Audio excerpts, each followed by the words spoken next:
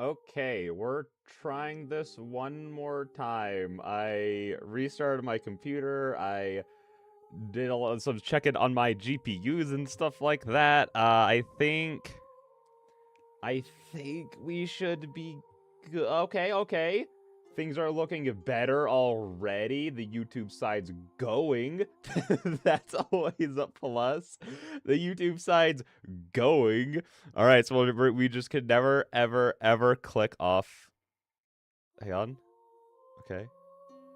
Okay. Okay. タチアナに報告する Oh. なら立ち会わせてよ。あいつの反応を見てみたい。Okay. Okay. Okay. We're all good. We're all good. Okay.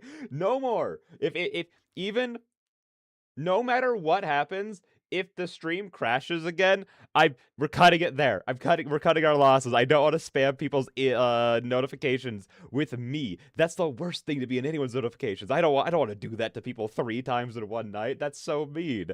So yeah, we're going to go until I feel ready to stop or it crashes again.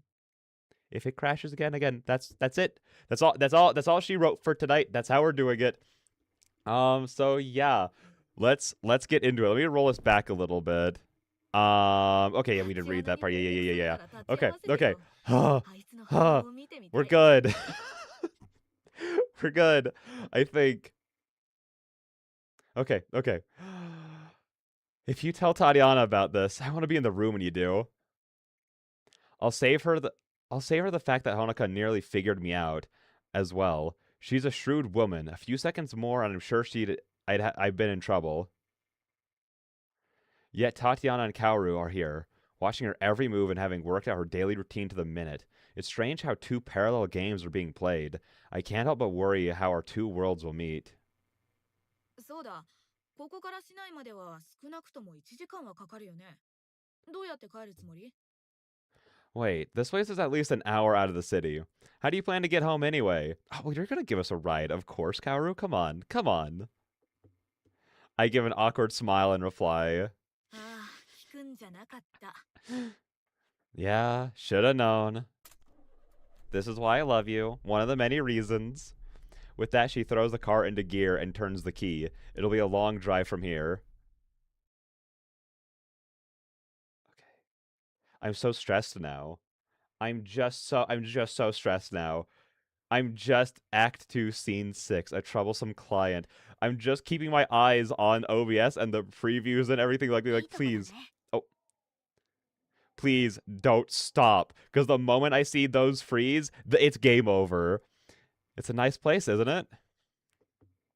Tatiana gives a nod, looking out towards nothing in particular.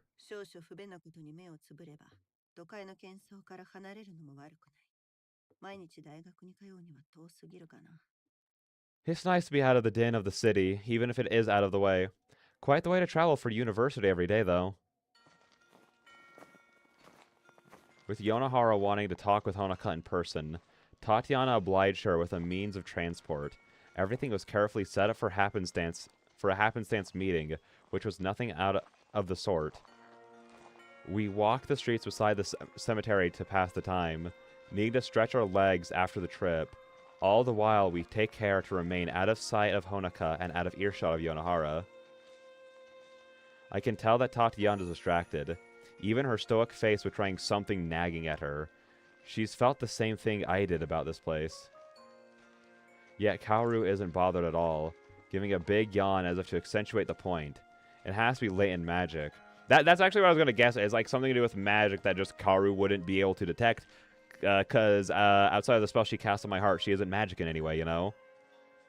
It has to be latent magic. And magic-related Yasui's ceiling if I had to guess.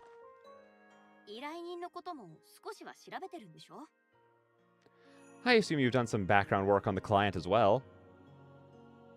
Oh, we're back. Nice. Yeah, we're back. Again, we are here on the stipulation that if this crashes again, I think we'll leave it at that because I don't want to spam people's inboxes despite how much I want to play the game. I'll just have to figure it out because, yeah, I reset everything. I was looking over at, like, my GPU and how my computer's handling everything and, like, the managers and all that kind of stuff. And it should be good. It was good before, but, you know, sometimes you just need to hit your computer with a restart, you know? So yeah, that is the plan. To go until for a few hours or until it crashes again. Which I hope to not see. So now I'm really stressed because I'm just like sitting here locked into the game while also looking over at like the previews and the OBS over and over and over. Just like being like, okay, I need to watch for it. And the moment that screen freezes, it's over. So it's gonna be fun. It's gonna be a good time. The atmosphere turns awkward, and I quickly realize I've outed myself as not being a local.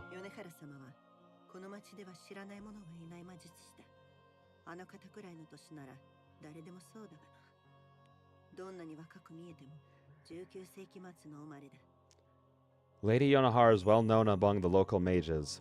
Anyone that old would be. However young she appears, she hails from the late 19th century. Or so the rumors go, anyway.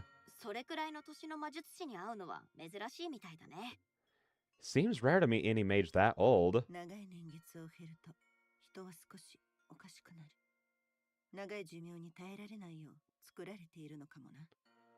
People go a bit funny after a long enough time. Like we just aren't made for such long lifespans.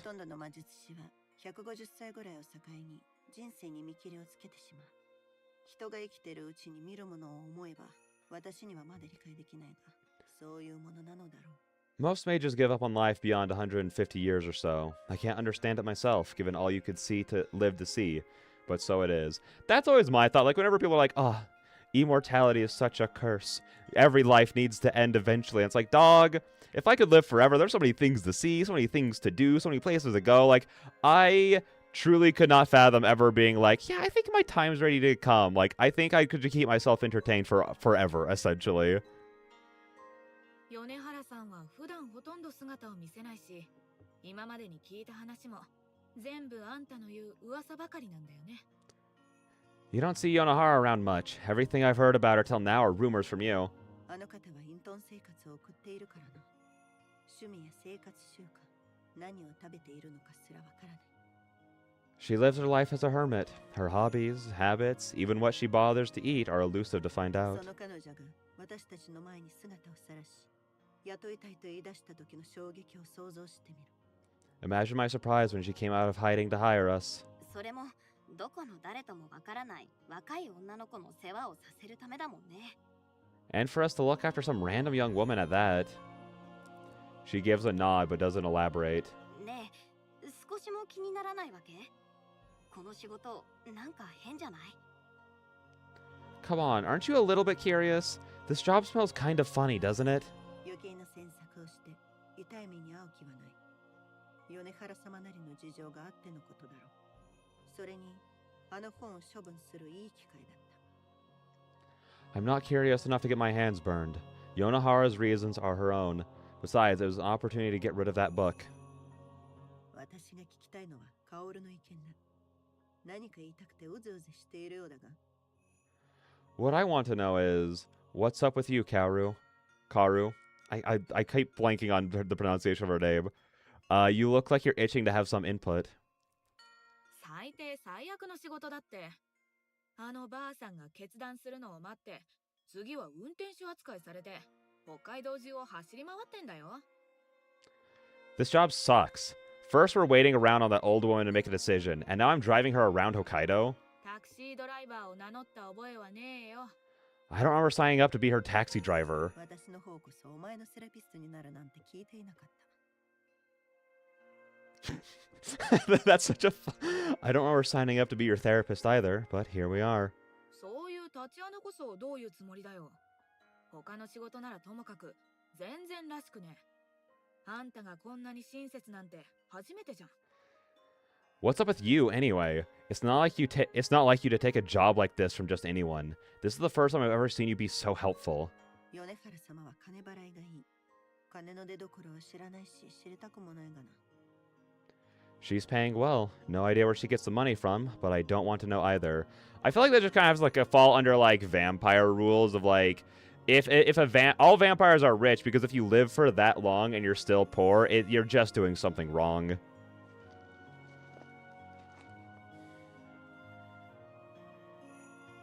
Kaoru suddenly rounds on Tatiana, stopping the woman in her tracks. そういうこことじゃないって分かってんだろ。あんた、いつから報酬にこだわるようになったんだよ。バーと気に入った服があれば満足してたじゃん。You know damn well that's not what this is all about. Since when did you care about money? As long as you have the bar and some nice clothes, you couldn't care less. I think this is the first time I've seen anyone stand up to Tatiana, and from her reaction, she's clearly not used to it. Rather than snap back with a response, she takes a few moments to find her words.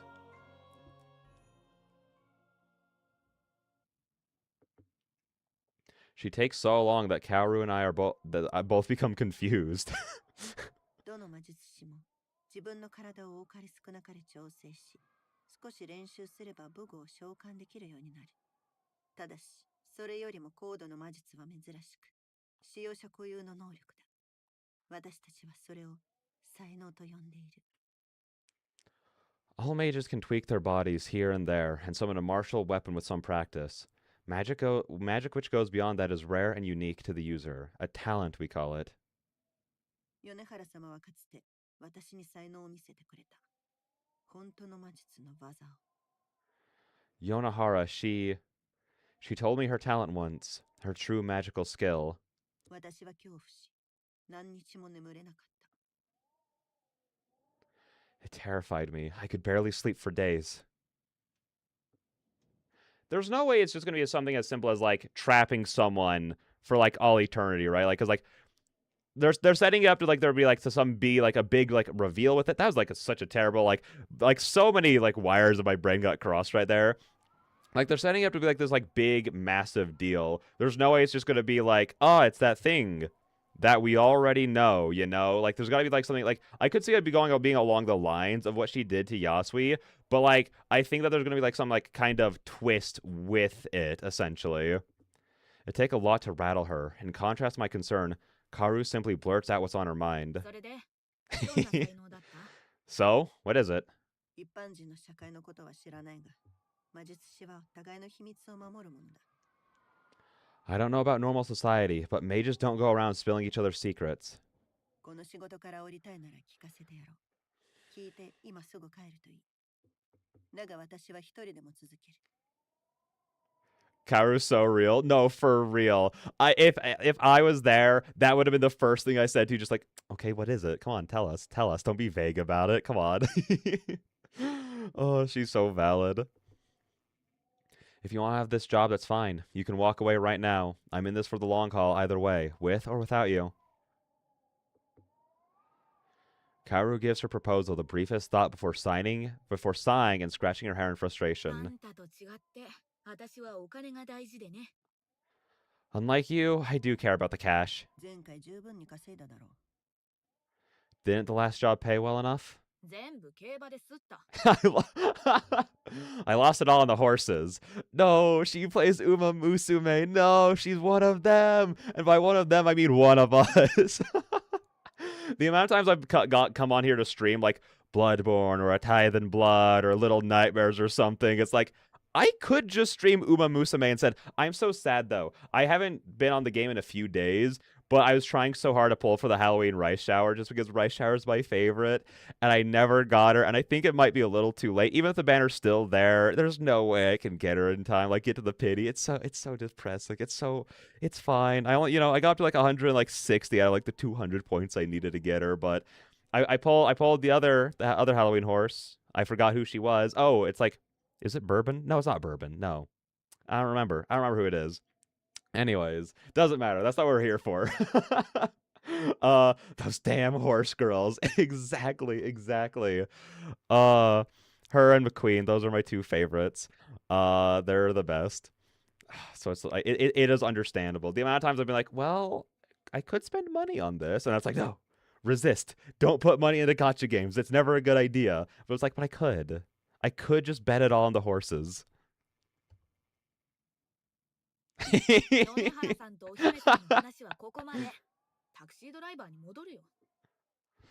Come on. Looks like Miss Yonohara and the princess are finishing up. Time to play taxi driver again. That's so good. Kaoru slinks away, hands sunk in her pockets like a sulking schoolchild. My raised eyebrow at Tatiana afterwards earns a confused rebuke. の表情はなんだ？ What's with that look? 私に同じ提案はしてくれないわけ？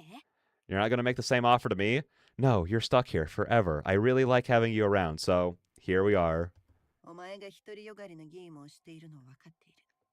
だが、思っているほどうまくいっていないようだな。I know you're playing your own game here. You're not as good at this as you think you are. 私が信用できないってこと？ You don't have much trust in me, do you? 信用に値するか。見せてもらうのが先だ。Let's see you earn it first. With that, we follow Kaoru up to the car ahead. I take one last look toward the quiet suburb. Why did I pronounce it so weird? Its streets silent, save for the footsteps of our small party. Cole, what is up, Studio Rally? Cole to you too. How's it going? How's your week been? What is up? Oh, also, hello, insert. Hi. Man, the whole party's here. This is like Smash Ultimate.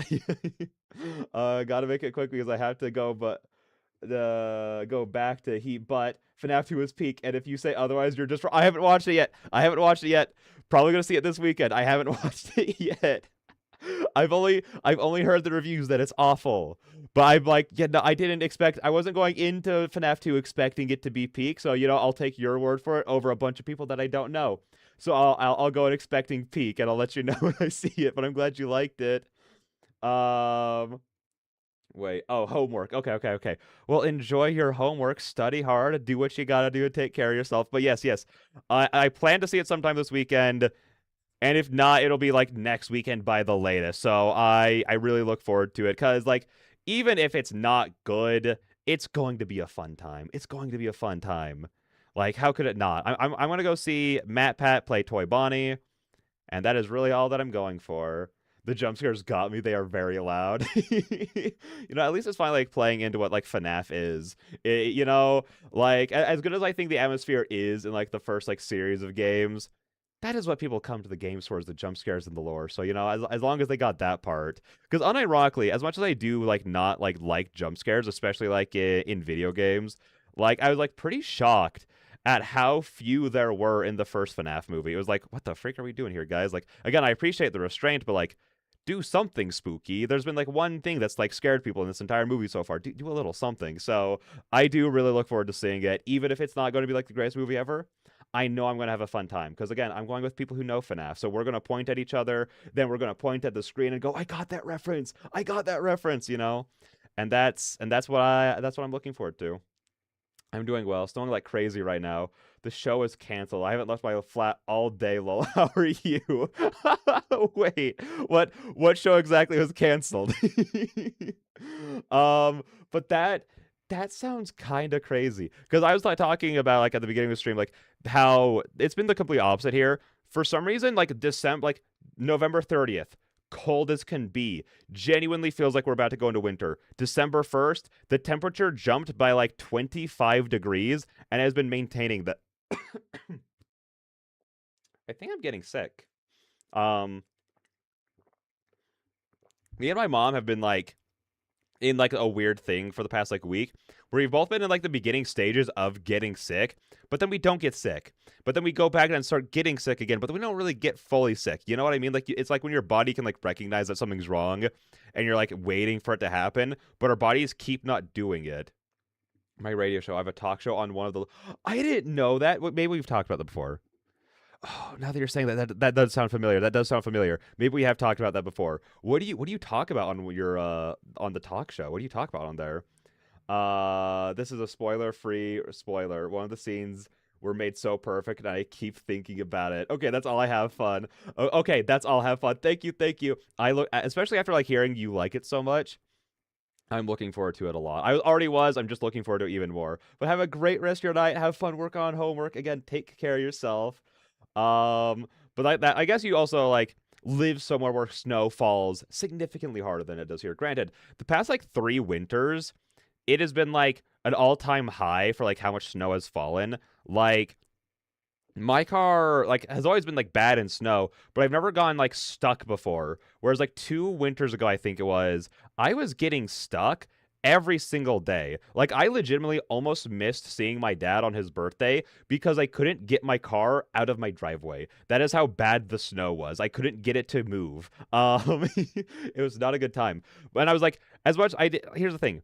I love snow. I don't love that much snow where I become completely incapable of leaving my own home. So, like, you being where you are right now, not able to leave your flat at all, not the funnest time in the world. But even then, like, there's still like a cozy feeling to it. Like, when I like look out into like the streets and everything, and you see like all the lights and like the moonlight kind of like reflecting off of everything, especially because like even when it's like that cold outside, like like and like that deep of snow where like I can't drive it anymore, I still just like strap on my winter boots, my winter pants, and I just go for walks. I take my dog out. She loves the snow. So it's like it's a good vibe. It's a good vibe. So like I like being inside and like out walking when there's that level of snow. If you ask me to drive anywhere, I most likely won't make it there, period. So, um, it's mostly educational, cultural, political, etc. It's really fun. Wait, that sounds awesome, actually. That sounds awesome. I was gonna ask if I could listen to it sometime, but I don't think I'd be able to connect to it, so I don't know exactly how that would work. So, but that'd be so cool. That's awesome. Like, is it something that because you say you have guests daily? It's not just me. We take calls too. Okay, that's what I was gonna ask if you had like a co-host or anything on it or anything like that, or if it was just like you and like guests that you'd bring in. That sounds sick. Is like when you're like having like people call in, are you just like hearing like stories from them? Are you like interviewing them? Like, what's the vibe with that? Hello there, dancing dinosaur. First time I'm late in a while. Listen, to be fair, I started stream way earlier because to kind of answer Studio Rally, asking me how I'm doing, I'm doing pretty okay. I'm getting a little into that like kind of spot because as winter kind of rolls on, I get less and less work because I work in construction. So I just have less work to do as time goes on. So it's like nice because it means I have more time to do things, but it's also like that bank account's looking a little empty, you know what I mean? So since I ended a lot earlier than I normally do, I was like, I'll just start stream early. Like, there's no reason for me to sit here for the next 40 minutes and start something else to then just have to come over and stream and then go something else to go back to that thing after the stream is over, essentially. So I was like, I think on like for the rest of like winter, essentially, I'm probably gonna start streaming just earlier in the day in general, which is also gonna be nice. Cause like sometimes like when starting the streams at like 8 to 9 p.m. like I usually do, it's like sometimes by the end I'm feeling really eepy and like kind of start losing it a little bit, you know? So at least this like helps prevent that, or at least keep it down. So that's fun. That's fun. I was doing homework, end of semester, gives me lots of projects. Ooh, ooh, ooh. That's so fun. I do love that when it's like every single class you have at the same time is like, here's a lot of things all at once. It's like, hey, could every single teacher come together and communicate about this and spread it out a little bit more? That's one of the things I definitely don't miss about school is end of semesters because it's always like, oh, we're like leading up towards like the long breaks and everything, but it's just like, okay, well now you're getting like the most homework and like projects ever. Like, dog, having like every single final back to back to back to back before like the semester ends, it hits so hard. You're like exhausted by the end of like a semester. Oh my gosh, everyone's here, including the freaking bots. Who let the bot in? I'm so scared to ban it. I'm so scared. Okay, so for some lore for the people who haven't been here up to this point, every single time I click off the game and back onto the game, the stream crashes.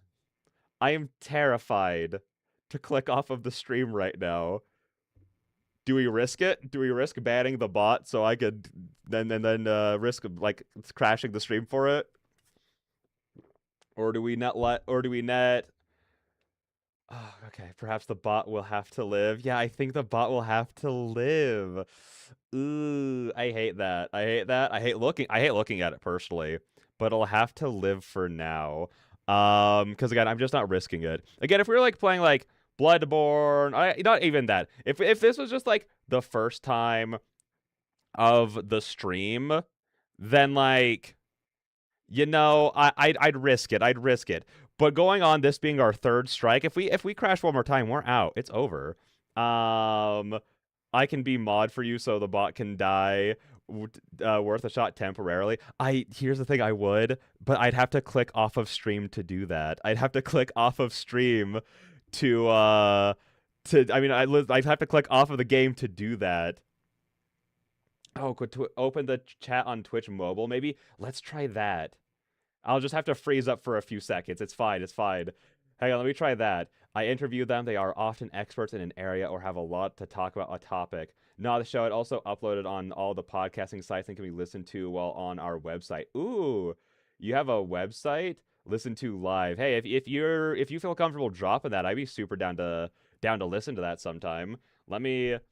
I promise I won't abuse my power. Probably. Honestly, maybe sometime soon I should dub thee with a mod. Let me try let me go onto my Twitch. Where is my Twitch mobile? I'm never on my Twitch mobile. Here, let's go to my thing.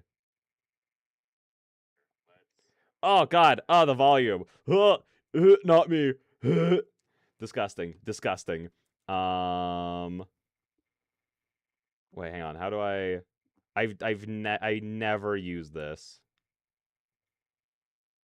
Can I? Oh, ban. Oh, wait, it's so easy on here. I don't even have to like type anything in or do anything special. I literally just have to click on their name and ban them. That's amazing. Oh, that's so nice. I need to buy a second phone just to have Twitch mobile on it. That was beautiful. That was so nice. I only give myself 9,999 plus points. Well, then, knowing that, I'd have to say a hard no.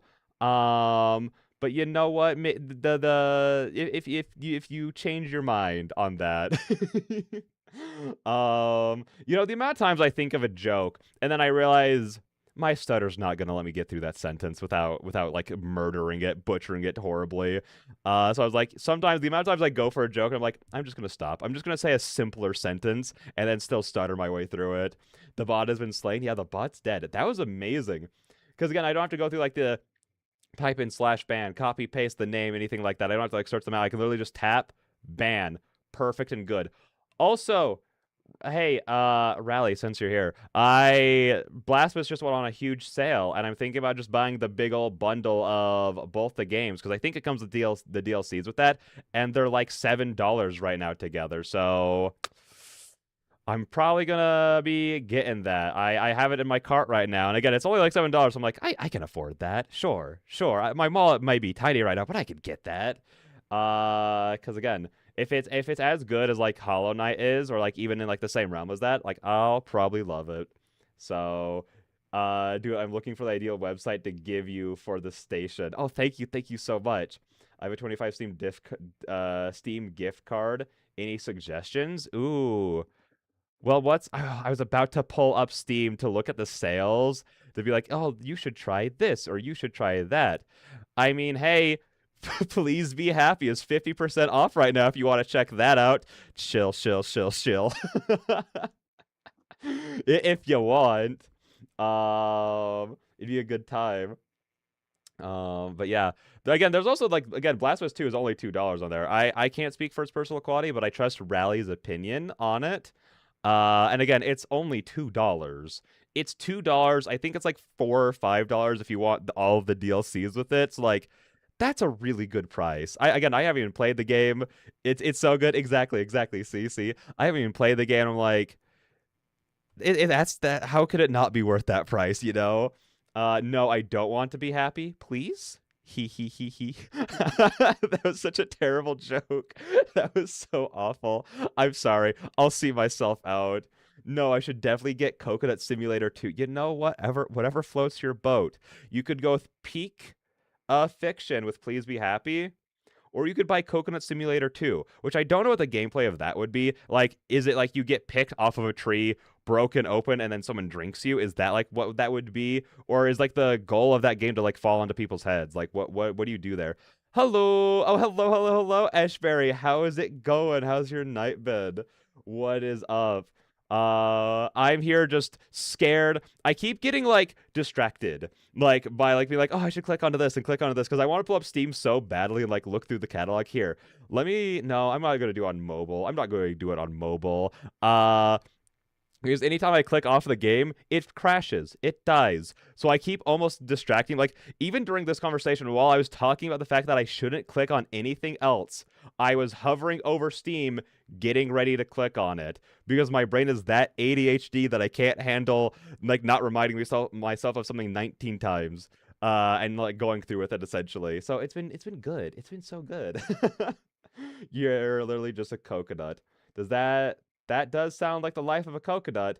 You can't move. You're just a coconut, but it's hyper realistic. But like, so like, then what do you do? Again, is it just you're waiting and having things happen to you? Like, can you be turned into like a smoothie or something, or do you get like turned into milk or something?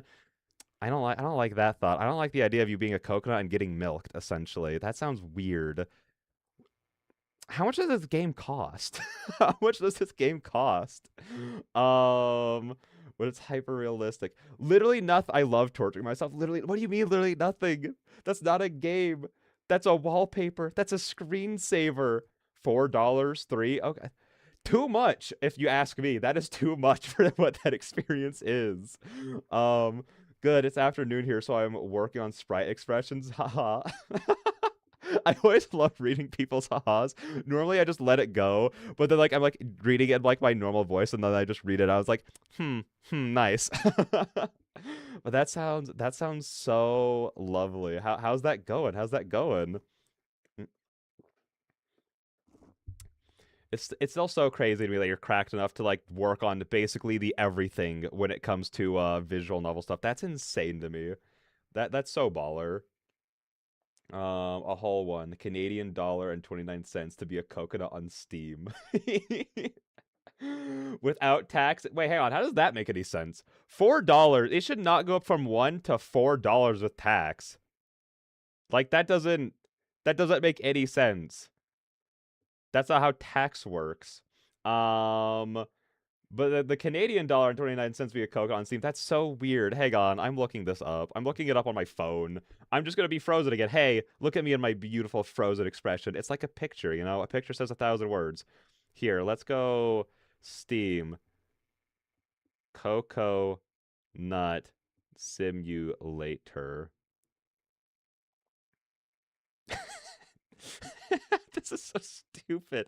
This is the dumbest thing I've ever seen, and I love it. 93% very positive. 100% of the recent reviews, 100 are all positive. Features: you're a coconut. You're on the beach. There are other coconuts around you, and not only coconuts. Other features: 2 game mods. Arcade and realistic. Simple control, realistic graphics. System requirements: have a computer. All right, that's fair. You know, that's fair. That's fair. It is not lovely. You know, at least you're being honest with us right now. At least you're being so real. At all. Sprite expressions are the most tedious part. Haha. Wait, why would that be? I guess it's just because like, is it just like really like repetitive to work on like the sprites consistently? Also, if at any point you don't want me talking to you, I'm like asking you questions directly so you can work on the sprites while just listening to this, absolutely just let me know and I'll stop asking you questions. But like, what is it about like working on the sprites that makes it the most tedious part? That's crazy. What are the Steam achievements looking like on this game? Coconut tax. That's a lot of tax. Oh my god. All right, the first achievement: beginner coconut. Be a coconut for 1 hour. Ordinary coconut. Be a coconut for 5 hours. Unusual coconut. Be a coconut for 10 hours. Legend coconut. Be a coconut for 50 hours. Godlike coconut. Be a coconut for 100 hours. Just just just leave this on in the background so you can get 100. Is this on PlayStation? Hang on. I need to see. Because this would be the easiest platinum of all time. Hang on. Coconut Simulator. PlayStation. Oh, it isn't on PlayStation. Dang, cause I know someone who's like been getting big into platinuming games. Like, hey, listen, I got the easiest thing for you. Coconut Simulator 2. What's the difference? It's the same beach. Is this not the same beach? No, please talk more so I can procrastinate. Excellent, excellent. That's what we'll do. It's very repetitive. Show Rafe smile, show Rafe angry, show Rafe sad, etc., etc. Yeah, that's fair. That's fair. That'd get so repetitive. Like, because again, it's just like you're just changing small little things. So like, obviously, it probably isn't as like much work as like making like the entire character sprite originally, but it's like here we're gonna sit down and draw this face a little different, and like that would yeah, I could see that. Okay, I found a website that streams the station live, but the podcasts are uploaded right after the show ends. Is here. Oh no! It the bots ate your link. Oh no. Oh hey, if it's not too much to ask, do you want to send that to me on Discord? That way it doesn't get eaten up. Please and thank you. This seems like Placid Plastic Duck Simulator, but somehow with less gameplay. What do you mean, Plastic Duck Simulator? Placid Duck Simulator. Placid Plastic Duck. What is this? It has a 10 out of 10 on Steam. It's $2. What do you do? There's DLC. There's a bundle. You can beat the plastic duck in VR. What do you do in this game? Hang on, I'm watching the video. This is the worst reaction. This is the worst reaction stream of all time. I'm reacting to something you guys can't see while being a frozen statue. What is this? Made in Italy. It's colors, shapes, forms, all features in this game. Pleasantly okay, hang on. What's like the description of this game? Oh, there isn't a description of this game. I feel like that's the most fitting description for this game is not having anything. Oh, wait, oh no, hang on, here it is. Oh, about this game, a relaxing 3D environment where you experience life as a rubber duck. Placid Plastic Duck Simulator is an experiment to induce calm and bliss. You're up for a reinvigorating stay at your favorite seaside pool. You are not alone. Different ducks will slowly and happily fall into the pool with you, each with their own style and demeanor. Float on the water, sunbathe, dip your beak, go down the slide. The radio's playing a nostalgic tune. Here comes the night. Look at the stars. Turn off the radio. Listen to the waves in the dark. Dream. The sun is rising. The sky is blue. Slide down into the second pool. An airplane is rushing somewhere. There's stuff to do. Not for you. This is so. This is amazing. This is good. This is the best thing I've ever found. Hang on, I never actually looked at Coconut Simulator 2. Hang on. Let me read this one because there's 7 achievements on this one. I want to know what's different. Hang on, I have a lot of characters. It's a long game, and I change expressions about every 4 to 8 lines for every character on screen. So literally, oh wait. So you're talking about specifically like coding in. That's why you're saying the Rafe thing, because that's you coding in all the expression changes. Oh, I didn't even think about like in terms of making visual novels, how I like that would also be a huge tedious part of the process. Well, hey, then I'm glad to help be here to help you procrastinate from that. Anything you need at any point. Every 4 to 8 lines for every character on screen. So there are literally 1,000 sprite changes per chapter. Generally 6,000 plus. Dog. I mean, I respect it. I respect that hustle so freaking hard right now. Because I'm like saying like, I think I'd probably like that though. Because like the idea of them like decent like changing like decently often like probably helps keep things like visually engaging and like dynamic in a way, and like helps make each like really helps you feel each and every line if it's like all the characters are like consistently changing with it, you know? Because like I don't know. I respect the hustle and I appreciate what you're doing. Coconut Simulator stream when? Please don't. Listen, hey. If we want to, we can. If we want to, we can. Listen, if someone does does one bit, is that a thing? Are bits a thing on here? I think that's on Twitch. If someone gives me a single bit, we'll do an entire 3-hour coconut live stream. That'd be beautiful. I got you. Thank you. Thank you. Pretty good plastic ducks. They are very good plastic ducks. They did look nice. They did look nice.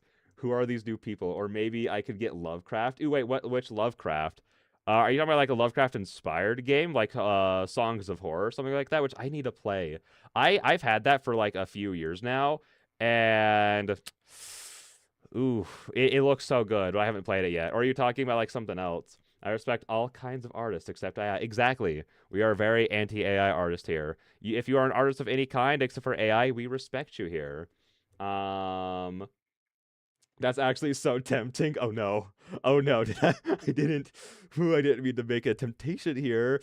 Ooh, too bit. No. I'm a man of my word. A single bit. It's so stupid. And then yeah, we'll do a full coconut live stream. Oh, that's the thing. 1 bit for us to play Coconut Simulator. 2 bits for us to play the second Coconut Simulator. That's what we'll do. I don't even know how much a bit is. Isn't a bit like 1 cent or something like that? I think that's how much they are. I mean, the Minecraft dating sim. Minecraft dating sim. What do we? Hang on. I need to. Hang on. I need to look at this. Oh, I should add that. I need to add in the ability for you guys to throw things at me because I think that's what most people do with bits, right? I don't know. Again, I don't actually watch that much like Twitch or live streams. I don't really do that.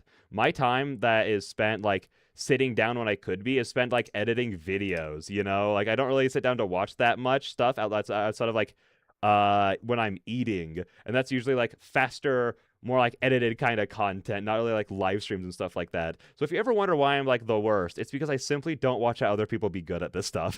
So anyways, let's read about Coconut Simulator 2. Coconut Simulator 2 is a game in which you can become a coconut. Oh.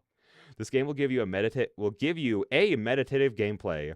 You can stand and contemplate the beauty of the beach around you, living your life as a coconut. You can also perform actions that coconuts usually perform. Stand in place. 5 features, 5 playable characters. What are these characters? Dynamic change of day and night. Yo, they have a day and night cycle. Oh my gosh, it took Pokemon till Gen 2 to get that. Ambient sounds, music, new visual effects, and new map. Wow. Canonical features. You're a coconut. You're on the beach. There are other coconuts around you, and not only coconuts. Other features. 2 game mods, arcade and real. I think this is a. Oh, that just scared the crap out of me. I didn't think there was going to be. I didn't think there was going to be a sound with that. Oh, that hurt. Oh, that hurt so bad. Okay. Wait, hang on. 10 bet? No, 10. Hang on. No, it was only 1. What? Oh, 10 is the channel minimum? That's weird. I don't know why that is. Wait, time to figure out how bits work. I guess that hey, you just paid for a Coconut Simulator 1 and 2 live stream separately. Here, go! That scared the crap out of me again. I don't. Oh my gosh, I've never seen that animation before. I didn't know that was a thing. What the freak? It was embarrassingly difficult for me to figure out how Twitch bits work. Hey, you figure it out. You know more than I do. You're welcome for the money. No, thank you so much to Riddler and Jester for the bits. Again, hey, you just funded 2 different live streams. I don't know how much a bit is, but you just funded 2 different live streams. Like you should feel proud of yourselves. So how do we want to do this? Do we want to do a thing like after Bloodborne, we do Coconut Simulator? Ooh! Okay, hang on, I'm locked in. It's not going to scare me anymore. 85 bits? Oh my gosh, thank you. Oh my gosh, we got so many people being so generous today. Oh my gosh. Y'all really want to see the coconut live stream. Thank you to Riddler. You're welcome for the money. Thank you. Thank you. Gosh, that's $2. That's $2? Wait. 95 bits is $2? Hang on. Nope, nope. Let's test that. Okay, hey, it didn't scare me that time. It didn't scare me that time. I got it. I nailed it. Oh, let's test that. I just spent $2 for a joke. A joke well spent, in my opinion. Coconut Simulator is a perfect follow-up to Bloodborne. I think it is. Like, because like the kind of schedule I had on my plan for video games coming up was Bloodborne, Little Nightmares 2, and then I was thinking just going in straight into Little Nightmares 3. I still wasn't sure. I was also planning on like fitting Until Dawn somewhere in there, but maybe we'll just have to be like Bloodborne, Coconut Simulator, Little Nightmares or Until Dawn, Coconut Simulator 2. And then you know what? I'll make this promise right now. If a Coconut Simulator 3 comes out, we'll play the third one for free. You won't have to give me any bits for that one. But yeah, thank you all so much. That's so funny. That's so funny. I almost clicked off. I went to click off of the game 3 different times to look up how much a bit costs. Every single time I looked at like the bits in the chat, I started moving my mouse off the game to go click on Google. Like, how much is it? And I did that 2 more times after that. I'm so smart. I'm so intelligent. That's so good. Ooh, I love Little Nightmares. So fun. No, oh my gosh. The first one is amazing. I've heard terrible things about the third one, but I've heard incredible things about the second one. So that's the thing I'm excited to get into. But we are going to play all 3 of them regardless, because the first one was so freaking good. Like, I didn't really know what to expect, like, going into it. Also, I love that I'm still frozen, but that's because I'm still on the Coconut page. I'm still looking at Coconut Simulator 2. My priorities are as straight as a pole right now. Stupid. I'm so dumb. But yeah, so I love the first one. I was expecting it to be like good when I went into it, but like the feeling I had of like finishing it, like on the second stream we did of it, it was like that was like incredible right there. I see how like this like little game spawned like such a massive franchise, and I feel like it's such important representation for my short friend out there. You know who you are. Literally after I finished playing Little Nightmares, I just sent him like a link to it and be like, you should play this. This game is your representation in life. He thought it was funny. He thought it was a good bit. That seems like a normal lineup of games. I agree. That feels like a very like kind of lineup, you know? Like again, Bloodborne, super dark and like hectic. Like every single fight is a fight for survival. Coconut Simulator 2, just as epic. Until Dawn or Little Nightmares, these really good classic horror games that are beloved by millions, fits the vibe of Coconut Simulator 2. You know, it's amazing. I'm so looking forward to these. Genuinely, it's just, I mean, it's just gonna be this. You know what I mean? It's just gonna be like this for like a couple of hours while we're a coconut. I cannot wait to see all the amazing features. I can't wait to unlock all 5 of the playable characters in Coconut Simulator 2 and see the dynamic change of day and night, along with new visual novels. And I'm also excited to see the and not only coconuts on the canonical features. Also, I love that it is like kind of written out like that. Like, here's like the game features. Here's the canonical features, and I love that. Also, I was gonna look up one more thing. You mentioned that there's a Minecraft dating simulator. Minecraft dating sim. Images.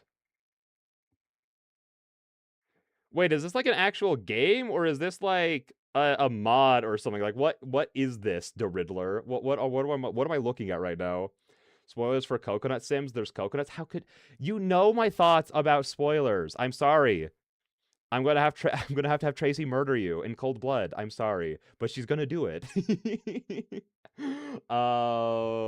That's the first time I've ever spent money on a Twitch stream. You know what? And I feel so honored, and I feel like you spent it right. I feel like you spent it so correctly. Um, The second one is amazing. Oh, for a second I thought you were talking about Coconut Simulator. I was like, I didn't realize I had a Coconut Simulator stand in here. You're talking about Little Nightmares. Okay. See, I've heard such good things about the sequel. Like, I've heard over like the years since it's come out, I've like heard like one complaint about it from one YouTube channel that I don't even remember the name of. And then it's like they're like this one part of the game drags a little bit. Outside of that, masterpiece. And it's like, oh my gosh, that's the only problem is one section drags a little bit. Outside of that, it's a masterpiece. Oh, I'm so ready. Especially because like I did love how this is gonna sound weird.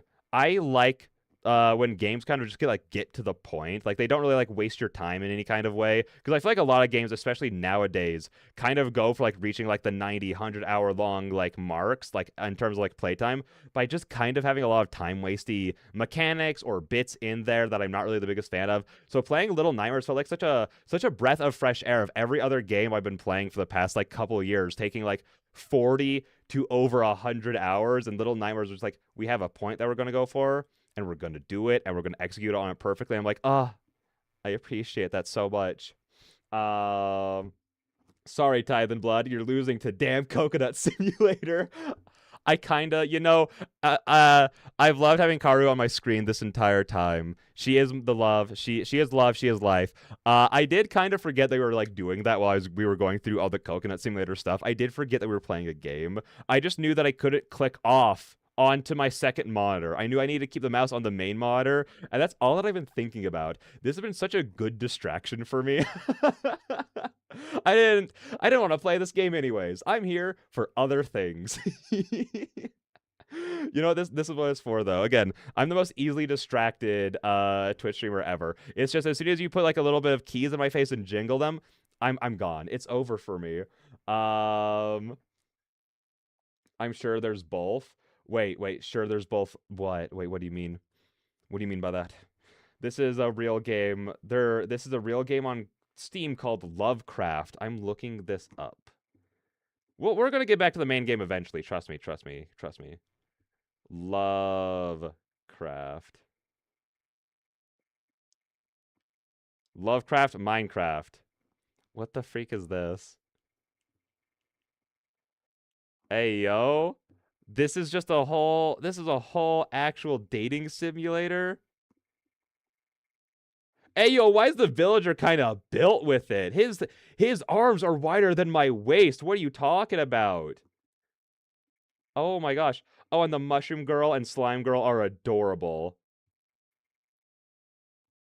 So I don't know all the Minecraft mobs, but so is the fire one. Love her. Love her entire vibe right now. Do we need to do a Minecraft dating sim thing as well? Hmm. Hmm. What, the Ender Dragon? You can't. What the freak? I can't simp. I'm not gonna simp for the Ender Dragon. Anyways. Can't be caught doing that live. All right, we can't be doing it. Hang on. Banhammer. Listen. Oh, I need to do that on the mobile. I can do that here. I don't have to worry about clicking off. Sorry, Deriller. You're getting banned. It's a fan game. I feel as though the statement could apply to Coconut Simulator.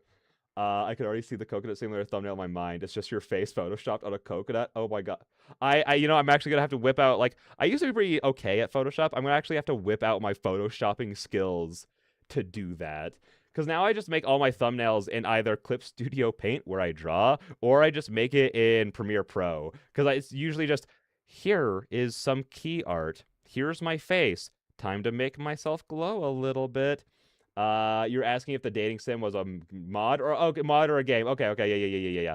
That's why you're saying both. I'm sure there's both. Yeah, exactly. I'm sure there probably is. Hang on. Minecraft dating sim. Yeah, there definitely is. There definitely is. Oh my gosh, and the creeper and ghast are adorable. Gosh darn it. No. No, I refuse. I don't. We're not getting into it. We're not getting into that. Um, the Riddler. Thank you for the key emoji.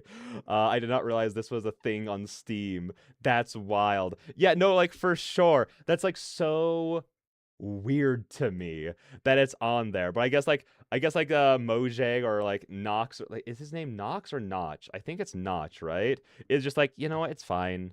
It's fine. Just make the characters hot. It's okay. You know, to be fair, if I made something and someone was just like, I'm just going to make a fan game, make everyone hot, and you can kiss them, and I'm going to put it up on Steam, I'd be like, you know what? Fair enough, my guy. You do you. Wait, no. That would have been the perfect time to have it open on my phone to ban you in that exact moment. It's made by a YouTuber. Wait, that's kind of dope though. That's kind of awesome. But yeah. Anyways, who's ready to get back into the game? who's ready to continue playing a Tithe and Blood? I think we went on that tangent for like 30 minutes, 30 something minutes. It's fine. It's what we're used to here. Anyways, Tatiana hurries to hold the back. It feels so weird. It feels so weird to just be like that tangent for so long and then just go back into reading. It feels so weird to do that. Hit game, a Tithe and Blood. Oh yeah, you're welcome for derailing the stream. Hey, listen, it's just what happens here. I'm the most easily derailed train ever. Anyways, Tatiana hurries to hold the back door open for the approaching Lady Yonohara, her black shawl covering the brilliant vermilion kimono underneath. I make sure to slip in unseen from the other side, lest Honoka notice me. Oh, I was about to be like, is this art wrong? Why is the steering wheel on that side of the car? No, that is correct. With a turn of the key, twice over, the engine finally wakes from its slumber and wheezes to life. Perhaps it's from nerves on Yonohara, or simply the icy conditions, but Karu's driving proves unusually careful today. A certain tension hangs in the air, questions piled high, yet unable to be said. Questions pointed directly at the dour woman in our midst. Tatiana seems to have made her peace with this, but Kaoru is visibly distracted. I can't blame her. 聞いてもいいかな。ずっと気になってたんだ。 Mind if I ask something? It's been bugging me. Watch her ask about Yonohara's secret. どうしてもという Like her secret technique. If you must. あんたの姉が封印されてるとかどうとかって話だったよね。で、ほのかがほら、そこに行ったとかこっちに来たとか、とにかく方法が分かったってこと？ This is about your sister, right? She sealed away or whatever. How'd you find out about Honoka going, you know, there or here, however that works? The way Kaoru is tripping over her words is almost painful to hear. Her partner beside her remains silent, comfortable to let the situation play out. Yonohara replies with the same apathy she endows upon everything, her gaze still pointed out the window beside her. 時々あの娘は両親の墓に話しかけていた。あまり気に留めていなかったが、ふとあの女が好きだった芝居の話になった。 For a time, she occasionally talked to her parents' graves. I paid her little heed until she mentioned that place she so adored. そしてすぐに姉の名を出した。 My sister's name followed soon after. つまり、ほのかがきっかけでお姉さんのことを調べ始めたってこと？そりゃきついわ。 So Miss Asakawa's the reason we're looking into her in the first place? That's rough. No reply comes forth save the sound of traffic around us. A discontented mumble from beside me is all that's said for the rest of the journey. 何が中心蔵よ。バカバカしい。 Chushingura. Ridiculous. I think I pronounced that right. It doesn't matter. It's fine. I'm good. Oh, hello, Andrew. How's your night been? What is up? I'm an hour late, but hi. Oh, wait, Act 2, Scene 7. Someone unimportant. I missed a notif. You're fine. We spent the last half hour talking about Coconut Simulator. Don't ask. 8-Ball, can we trust her? Says, Outlook good. I don't know. Because here's the thing. I'm now legally required to trust Yasui, so that means I feel like I can't trust Yonohara. You know, I feel like I'm like... that runs counterintuitive to each other. Well, I should be heading out now. Have fun with the game. Thank you for being here for our Coconut Simulator discussion with a side of a Tithe and Blood. Thank you so much for being here with it. It was good seeing you and talking with you as always. I hope you have a great rest of your night. Good night. Yo, Coconut Simulator's peak. Oh my gosh, where are all these Coconut Simulator fans coming from? Oh my gosh. I can't wait to play it. It's gonna be so silly. It's gonna be so dumb. It's gonna be like such an event. We're gonna make sure like everyone knows about it. I'm gonna start like posting on my Twitch story about it. On the YouTube side, we're gonna make posts about it. On the Twitters, everything. We're gonna be like Coconut Simulator is coming. It's gonna be a whole thing. One foot after another, I plod along the snow-covered path towards Honoka's home. Wary of my joints seizing again in the increasingly bitter winter, my pace is slower this time around. After our talk in the library, it's now clear that Honoka's fallen for Yasui. Things are going to get complicated now that I've lost my chance to gently pull her away from blood magic. That's why I had to call in sick to the university. It's inevitable that things will eventually come to a head, but I want to see things for myself beforehand. With Honoka attending lectures and now knowing what Karu can do and can't see around her house, the stage is set for my own intervention.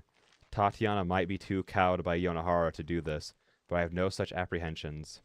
A shame, really. Looks like I won't be earning her trust anytime soon. Oh? Oh? Reaching Honoka's house, I carefully maneuver around the back and out of my coworker's line of sight. Neither of them need to know about this. It'll be easier for everyone if they don't. Not a leaf is stirring as I look about, leaving me satisfied that I won't be noticed. With that, my eyes close and my thoughts turn inward. This is a risky thing to try. I don't completely understand the nature of Honoka's blood magic, nor how she finds Lady Yasui.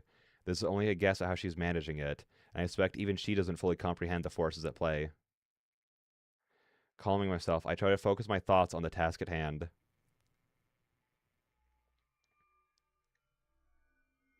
Oh? Oh, her eyes look so freaking cool right now. As magic begins to course through my body, I open my eyes once more as it feels to pour forth, surging through me and flowing outward.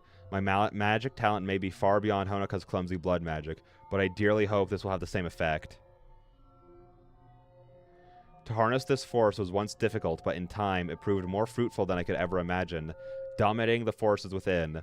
What was a raging torrent suddenly collapses into no more than a pinprick of concentrated energy. I looked over at chat as soon as the Riddler just had hot eyes, and you know what? Can't disagree. And my day's been pretty good. Hang on. I'm gonna finish the scene and then I'm gonna read the rest of chat. Just a little more, and my soul will be torn away from its physical form. A little more, and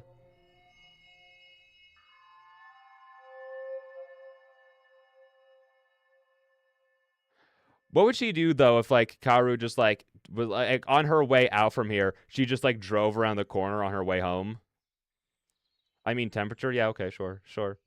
And my day's been pretty good. I've gone further in Bloodborne and beaten the second boss, but then I got horribly lost again. I think I need a key or something to get past the gate. Good. Hey, good luck. I literally had to ask for somebody for help on how to get past, because I think I know specifically what gate you're talking about. I had to ask for help about it because I was told that my game bugged and I should have gotten a thing that I didn't. So good luck. Good luck. No spoilers, but good luck. Oh, pretty landscape snow. I wonder what this does, huh? Weird. Anyways. Ooh, green. Hot eyes. I mean, driving temperature. Driving in my car right after a beer. Why is that bum shaped like a deer? Do, do, do, do. Eventually we'll get to Deltarune. Eventually. At some point. I've only listed out like 5 games that we have planned before it. And others will probably come up. W, game broke for him. Not for me, hopefully. Wait. Yeah. Oh, you're talking about Bloodborne. That was just a panic because, Andrew, streams crashed a couple times thanks to the things that crash, like stopping and freezing and breaking. So as soon as you said that, I was like, oh no, everything broke again. But you meant Bloodborne. Yeah, hopefully it doesn't break for you. That'd be quite annoying. Soft grass gently presses against the back of my head, my dazed eyes opening to a brilliant blue expanse. Suddenly realizing this isn't where I was, far from the maudlin gray sky of winter, I scramble to my feet. Startled birds nestled in the trees around me, fly off squawking, the peace of the forest disrupted by the rude intruder. Stupefied by what's just happened, I'm reduced to glancing about at my surroundings. Wait, this is so weird. This is so weird. We're going to see a different character interact with Yasui. That's insane. The best part of this is just seeing how she's going to react to it. It worked. All I can do is mumble whatever's on my mind as I glance around in disbelief. The warmth, the green tips of the trees around me. I couldn't be further from the winter's chill if I tried. My body feels heavy as I try to pull myself together. My head feels like it's swimming, probably an after effect of being pulled into this place. This must be where Honoka's escaping to each night. I'm at a loss for words as I look about the thick forest, the sound of insects and birds playing on the edge of my hearing. It's no wonder Tatiana and I felt something was off. The sheer amount of magic to create such a place must be incomprehensible. My theory held true. We felt traces of this magic due to the incredible amount being expended here. The moment my soul left its body, it fell into the well of concentrated magic, as if pulled in by gravity. Just the same way that Honoka, likely unintentionally, does with her blood magic.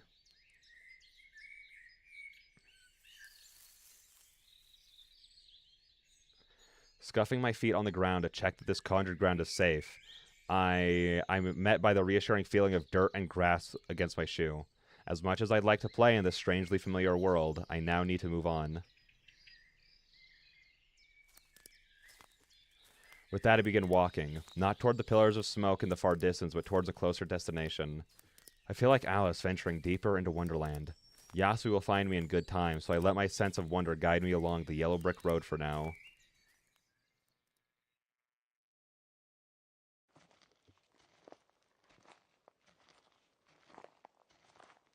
Og, I've been hit. I shall falter to the Underrealm for 2.5 minutes. I shall return. I'm gonna guess that means ads. I think that means ads. Blood magic. Anyway, Yasui. Exactly. Anyway, Yasui. Blood magic is awesome. I mean, it's badass. I live again. Are you ready? Are you ready? I'm ready for you to be here. Absolutely. Yeah, blood. I mean, like. I think I really love it for, like, just the context of the story of, like, how it actually, like, because, like, so many, like, stories will be like, oh, you need blood or energy or yada yada to use this thing. And then you never actually, like,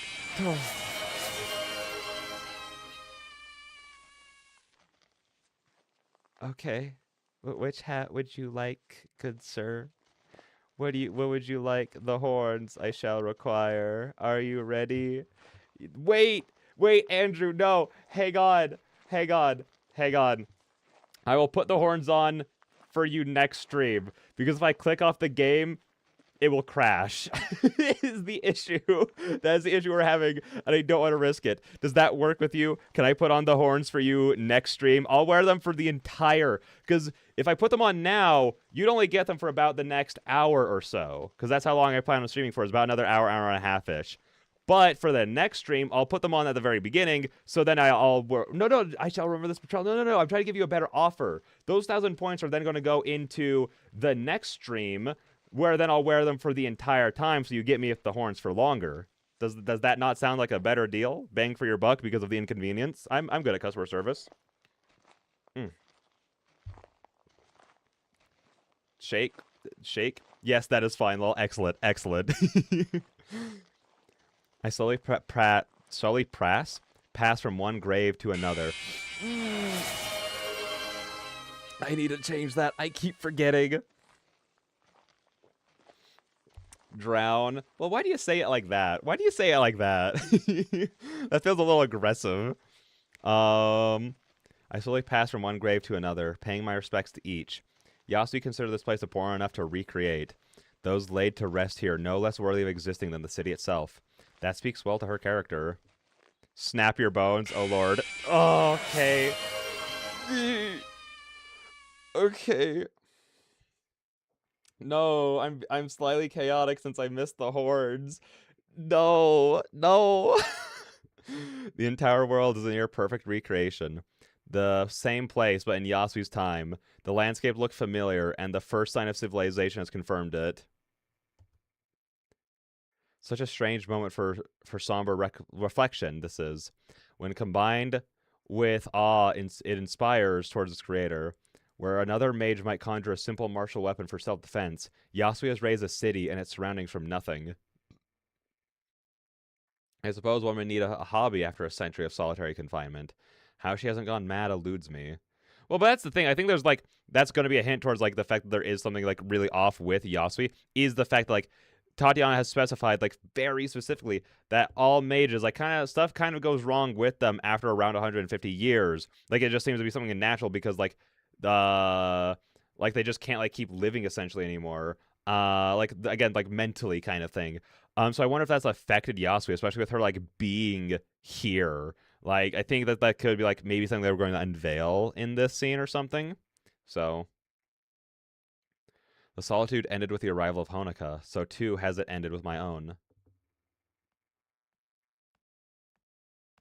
Hearing the approaching clatter of wooden sandals and stone, I turned towards the entrance. And she's gonna be like, Owuga? Towards the woman who conjured the strange yet familiar world. As she catches sight of me, the woman slows. We simply stand for minutes on end, judging each other in these surreal circumstances. Her eyes betray the long-lost joy of the company of another, tempered by the ache of a lonely heart. Her clothing is cheerful and hairstyle relaxed for the era, at odds with the pain so clearly written on her nervous face. Ah, I see. Her hair has become depigmented by the absurd levels of magic she has expended. Another rare sight among so many today. Maybe that's what happens to me. You know, I'm just that powerful of a mage.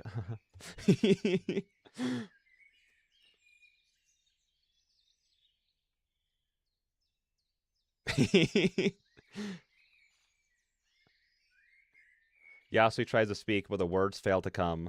I offer an unassuming smile in response before strolling past her. To say I don't have anxiety about being in the domain of such a powerful mage would be a lie, but I do my best to mask it with casual indifference. Where are you going?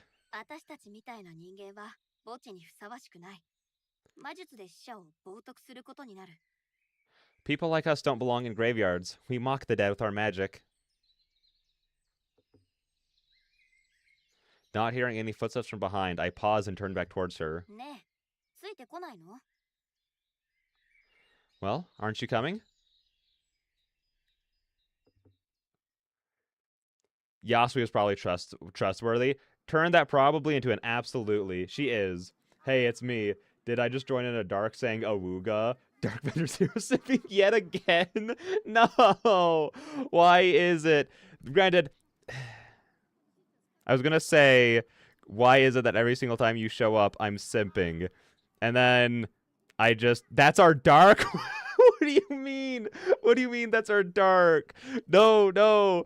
Trust me, I'm not. I'm not. I promise. Anyways, changing subjects. Well, isn't the art really pretty right here? Look at it.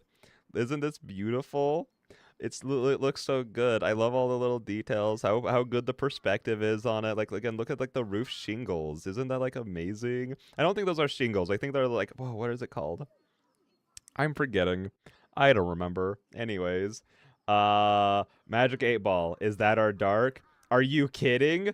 I think that means a yes. I think that means a yes, but you know, for once Magic 8 Ball is just wrong, you know? Sometimes even God's wrong. It's a long way into town. The day wearing on into sunset as we walk. Yet not a word is exchanged between the two of us on the hike. Instead, Yasui silently stares while keeping her distance behind me, gauging me all the while.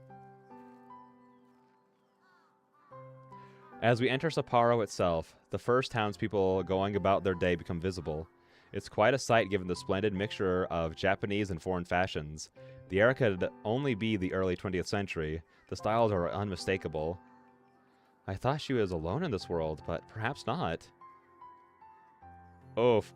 The amount that she's going to be blown away when she also finds out that all of these people are also her creations is going to be crazy.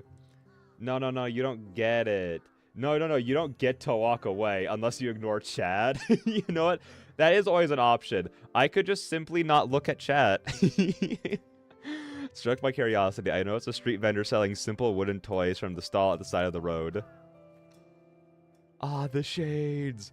The red and yellow clothes look so good together. No, they really do look good together. I didn't think about that. Like, I remember Brian, I was like, oh, they just look so nice standing next to each other. But it is like definitely like the colors going on, especially like how red the backgrounds are and like the yellow of the sunset. Like they match each other and the sunsets very well. Also, you know, since you're in the YouTube chat, there's a higher chance that I do accidentally ignore you. Quotations around the accident part.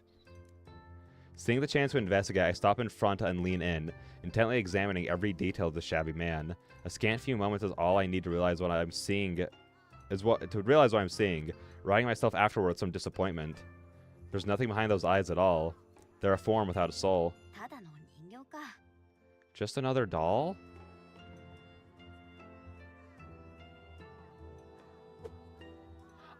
I would have expected her to be more impressed that Yasui can keep up all of this and all the people. I would have expected her to be like, whoa, oh my gosh. You know, that kind of thing. Realizing there's little point in bothering to interact with the Potemkin village, I pick up a wooden toy from one of the stall's trays, a ball attached to a handle by a string, and begin idly fiddling with it. Sometimes I get the ball into the cup, more often not. Yasu's an odd person. Her experiences have left her more anxious of me than I am of her. I feel more emboldened around her now, given how little she lords her power over me. Why? We're just...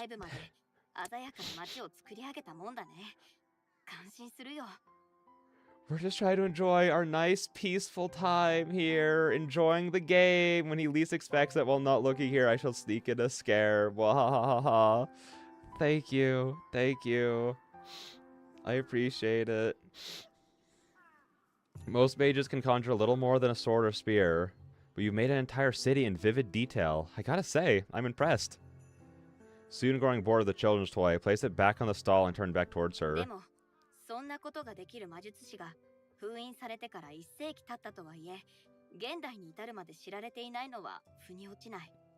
What I don't get is how such an amazing mage isn't better known in the modern world, no matter how long ago you were sealed away.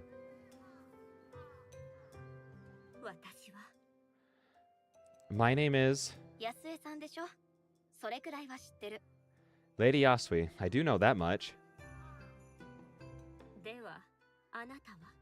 And you are... This is such an interesting change in dynamics of Yasui being kind of put on the back foot and being the introverted, anxious one, while Shino here, like, is, well, I guess continuing to just be herself, you know, essentially. Continuing to be the one to lead these socially awkward people around in conversations, essentially.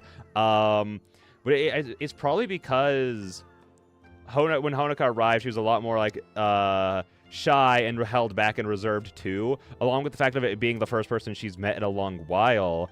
And then I think understanding more of Honoka's circumstances might have, like, led her to believe that it's, like, a lot harder for people to get here. So, like, maybe she's a lot more anxious around Shino because she kind of, like, feels that she's more of, like, a real mage who's, like, kind of entered her space when she was like, I thought only Honoka could get here right now, you know? Yasui made the shades. Okay, I hate her now. Well, that was quite the switch up. No, I'm used to being ignored anyway, because people don't trust the devil for some reason. You have like millions of people who believe in you because they're like Satanists and stuff like that, and you also have millions of people around the world who blame you for the wrongs of the world. So I don't really know if you're being ignored. It's not kind of the attention that like I would like. Granted, I was gonna say that a lot of people worship you again, like the Satanists, but I'm also like, I don't think I would want to be worshipped either. So again, attention that I wouldn't want. And you are? Someone unimportant. Think of me as the breeze in the trees. I'm also the bee's knees. You, however, are very important.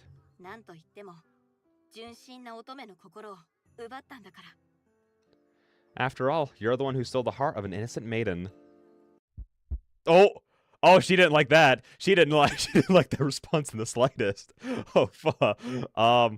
The peaceful, if slightly anxious look to her eyes disappears in a flash, replaced by a fierce resentment. Yeah, I'd also take a step back. Holy crap. I reflexively back off at the sight, chest tightening with such a sudden fear of the woman.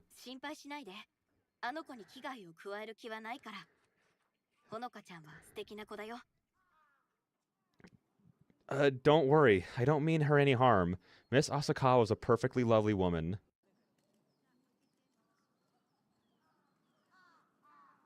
The fire slowly leaves her as Yasui realizes the honesty in my words. Taking the opportunity as she lets down her guard, I decide to push the matter. それが私がここに来てあなたが言ってたという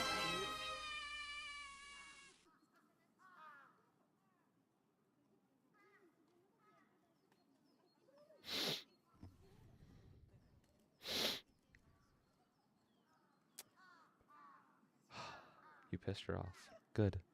Keep doing it. It is my time. He's distracted. Dar, I do this to win. Moha. Warning. Mohaha. Alright, that's enough chaos for today. I tried. Thank you. Thank you, Riddler. I appreciate the warning. I do greatly appreciate it. My back is straight. Which is why... Which is why I'm here, and why I wanted to talk to you. 私はほのかちゃんに害が及んでほしくないと思ってるけど、安江さんも同じ気持ちなのかな。 After all, I might not wish harm on Honoka, but can I say the same about you? She simmers, but silence is the only reply.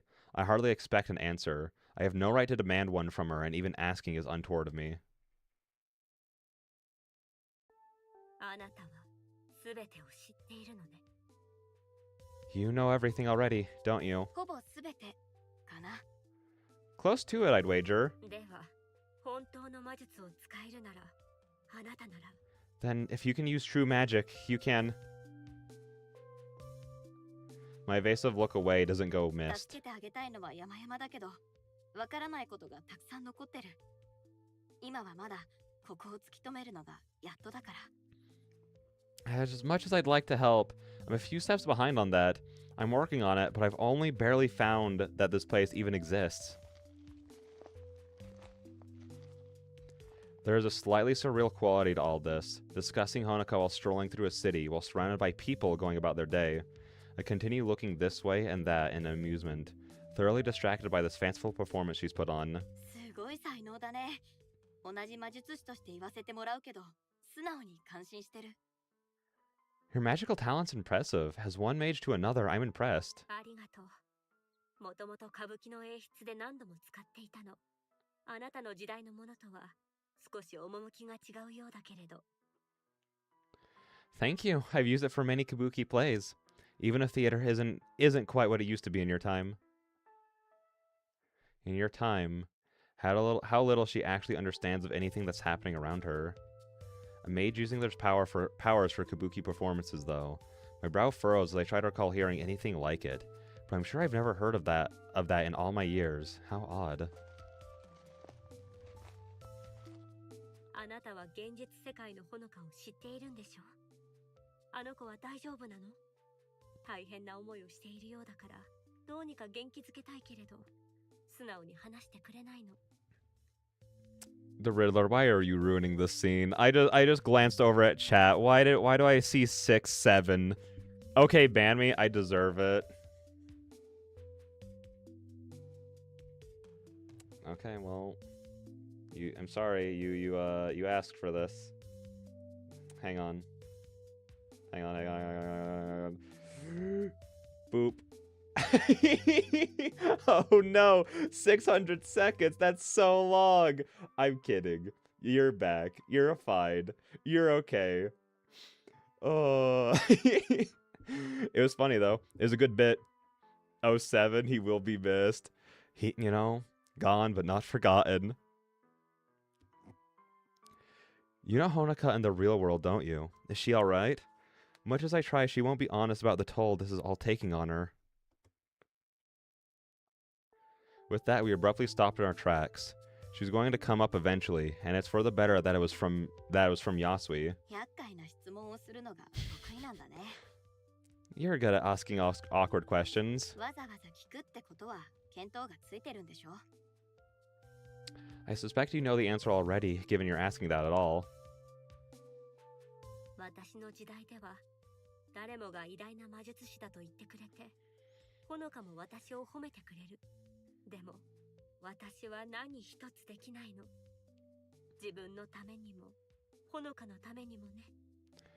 Everyone in my time talked of how great a mage I was, and Honoka praises me all the time, yet I'm powerless to do anything. For myself, or for her. ほのかを助けてあげて。お願い。 Do what you can for Honoka, please. I give a smile to reassure her of my intentions, but it's a weak one. My opinion of Yasui herself may have improved, but it's only made all the clearer how both are victims of their circumstances. できる限りのことはする。それくらいは約束するよ。 I'll do what I can. I can at least promise that much. じゃあ、そろそろ行かなきゃ。私が歴史学者ならここに残りたいところだけどね。あなたの作ったこの世界、本当にすごいよ。 And with that, I better be going. Were I a historian, I'm sure I'd stick around. This truly is a wondrous world you've conjured. でもね、私はあなたに会いたかっただけだよ。安江さんをこの目で見ておきたかった。 As for me, though, I've honestly just wanted to meet you, to see Lady Yasui for myself. では、あなたの判断は？ And your judgment is? 私が何か言っても何も変わらないことはもう分かってる。それに、愛し合う二人の中に口を挟む権利なんて私にはない。 I can already tell my answer won't change anything. Besides, who am I to interfere with the love of two women? I couldn't. You could tell her a little bit more than that. I don't know, something. You're being so cryptic right now, Shino. I couldn't hope to tell the purity of her feelings for Honoka from such a brief meeting, but my worst concerns are gone. Unfortunately, that only makes our separation all the more tragic. Yasui's desire to keep me here, if just for company, is nothing else. If nothing else is written plainly on her face. Yet we both know she can't prevent me from leaving. It's not like I can help her escape this place, and I'd better not dawdle either. It'd be awkward if someone were to find my lifeless body in the real world, especially for Honoka herself. As I let go of the grip my magic has on me, the now familiar feeling of soul transference twists and distorts my senses. It's an unsettling feeling, one I can never quite get used to, and one I feel— Oh! Uh-oh. Hang on. Hang on, okay. I actually hit a button on my Stream Deck that, like, closes everything down and, like, returns me back to the home menu. Hang on, let's see if we can click back onto the game.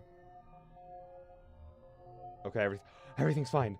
Everything's fine. Okay, okay. Get the YouTube chat back up. Okay, okay. We're good. Ugh, why? Why?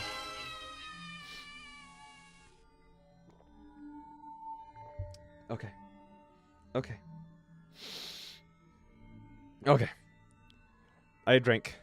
It's an unsettling feeling, one I can never— Oh, we read that part. As my senses of self withers and wanes, one last thought comes to an end as I leave this world.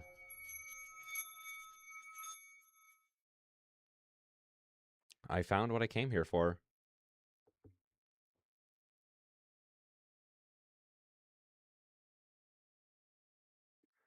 Act 2, Scene 8. Crossing the Rubicon. Dang. Wait, he will be missed. 8-Ball, is this sad? No, wait. I think Magic 8-Ball was trying to say no way and just forgot how to spell. Dang. You know, the age gap between Yasui and Honoka is crazy, but I suppose we could ignore it. It's definitely one of those things of, like, it just kind of follows the vampire rule of it, which is a sentence I've said twice now in this stream. Where it's like, you know, the older you are, the better— like, hang on, how do I put this? In fantasy stories, there's a certain age range where it goes from creepy to being like no one cares. It's kind of like how, like, in the book talk books, it's like, this girl who just turned like 18 or 19 is now like dating and marrying this 500-year-old Fey man. And it's like, if he was 80, that'd be weird. If he's like 200, it's socially okay. And it's just kind of one of those things you look at in fantasy where it's like, this is fine, right? Right? You know, it's just kind of one of those things. Imagine you just find a corpse in the real world. Imagine you find someone, you're like trying to rush them, get them to the hospital. You're like, feel for a pulse. You're like, oh my gosh, there's nothing here. Like, they're like a lifeless body. Oh my gosh.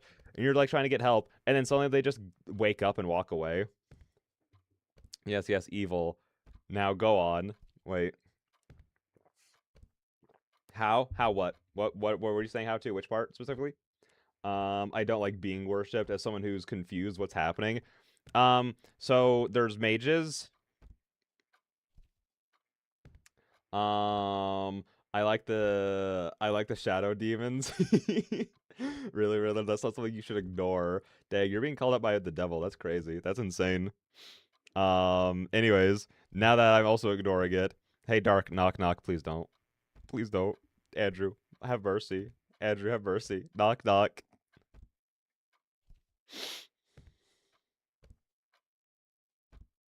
Is there a punchline? Did I just get doorbell ditched as a knock knock joke? That's crazy.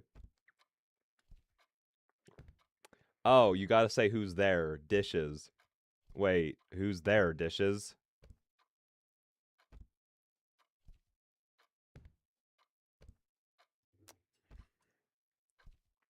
Dish is a very bad joke.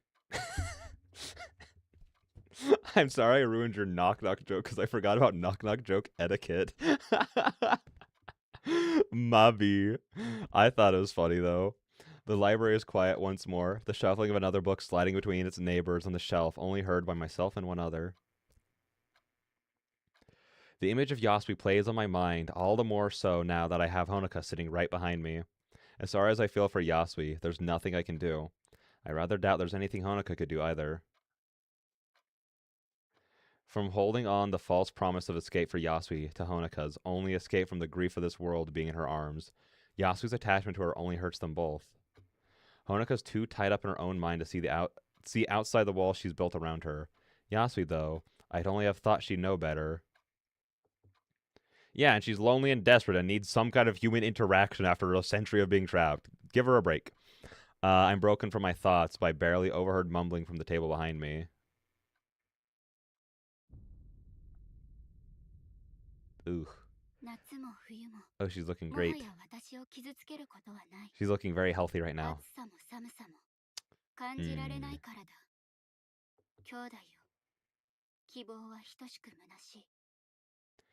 Already, there is no harm in summer or winter, for neither heat nor frost is ever felt. Therefore, all other people, brother, is vain. She surely hadn't intended for me to hear that, but it's as good an excuse as any to try and strike up a conversation. The window feels like it's narrowing before anything but drastic action. You like that book? She looks a little shy, but reluctantly replies.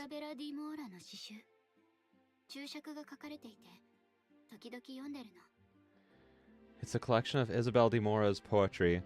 With some notes and things, I read them every so often. Oh? You know her? Not at all.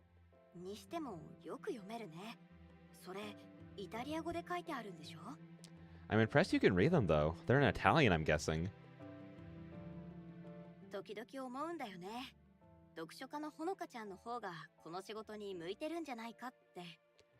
It's funny. Sometimes I feel like you should be the one doing this. You actually like reading, after all. You don't like books?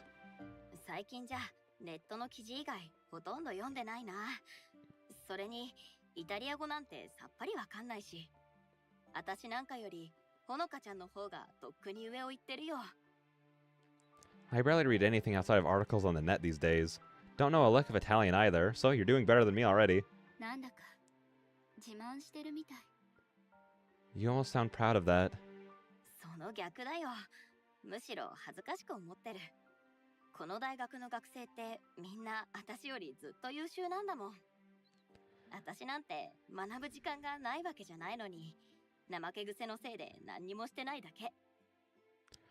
Just the opposite. I'm a bit ashamed, really. The students here are all way more talented than I am. There's nothing stopping me from learning other than laziness.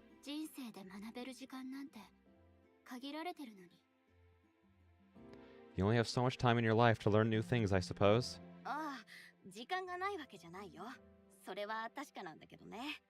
Oh, it's not for a lack of time, that's for sure.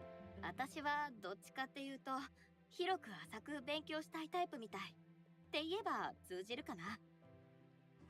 I suppose I like to learn a little about a lot rather than a lot about a little, if that makes sense. Honoka's response is to look past me and out the snow-covered window. Once again, I find myself unable to keep a grasp on Honoka before she slips away and into introspection once more.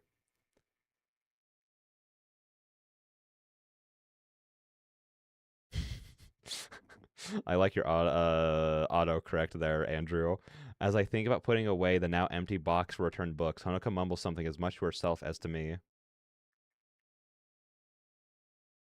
Gosh, I love all the things that this visual novel does with the depth. Oh, it looks so nice. どうしていつもそんなに明るくいられるの？ How are you so cheerful all the time? And all the time we've been together, the moment I look back at her is the moment I realize is the first time she's spoken from the heart. Wait, and all the time we've been together, the moment I look back to her is the moment I realize is the first time she's spoken from the heart. And the first moment I realize that I can't help her any further.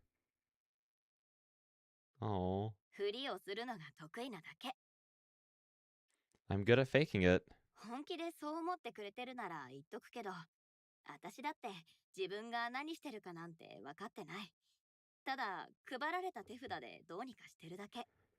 フ If ラッシ you ュのこともあれば I thought she was 降り done. るこ I と thought も she was あ done. る I'm so sorry. I'm a jerk. If you mean that the way I think you do, it's not like I know what I'm doing in life. I just go with the hand I'm dealt. Sometimes it's a flush, others it's a fold. A horrible silence echoes about the room, louder than any batch of students who'd passed through. She thinks over my words in earnest, rolling them over in her mind behind a lowered gaze.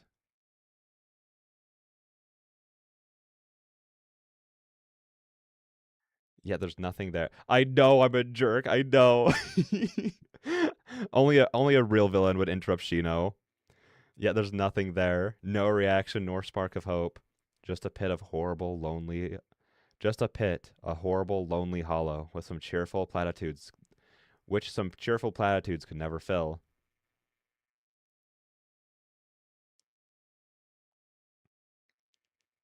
I've failed her.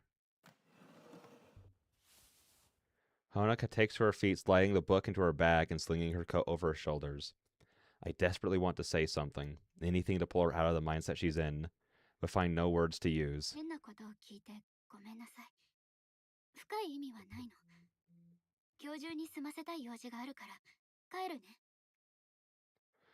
Sorry for bringing that up. I didn't really mean anything by it. I have to run some errands today, so I'd better be off. I want to jump scare him, but I feel like that's evil. Don't! 気にしてないよ。じゃあね、ほのかちゃん。 No problem. See you around, Honoka. また。 That didn't scare me.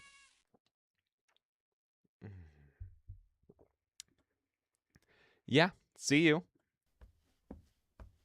That was way that was way more cheerful than it meant to be. That was like a yeah, see you. Not yeah, see you. Anyways. I fall silent as she shuffles out of the room, eyes studiously avoiding mine. As I hear the door open, I pluck the phone from my pocket. The fear of what might happen from doing this is now outweighed by the fear for Honoka herself. Bringing the phone to my ear after finding Tatiana in my contacts, I cast a quick glance out the door. Honoka's helpfully closed it behind her. I was like, is this a typo? Is it supposed to be hopefully? Close it behind her. This wing of the camp is now empty.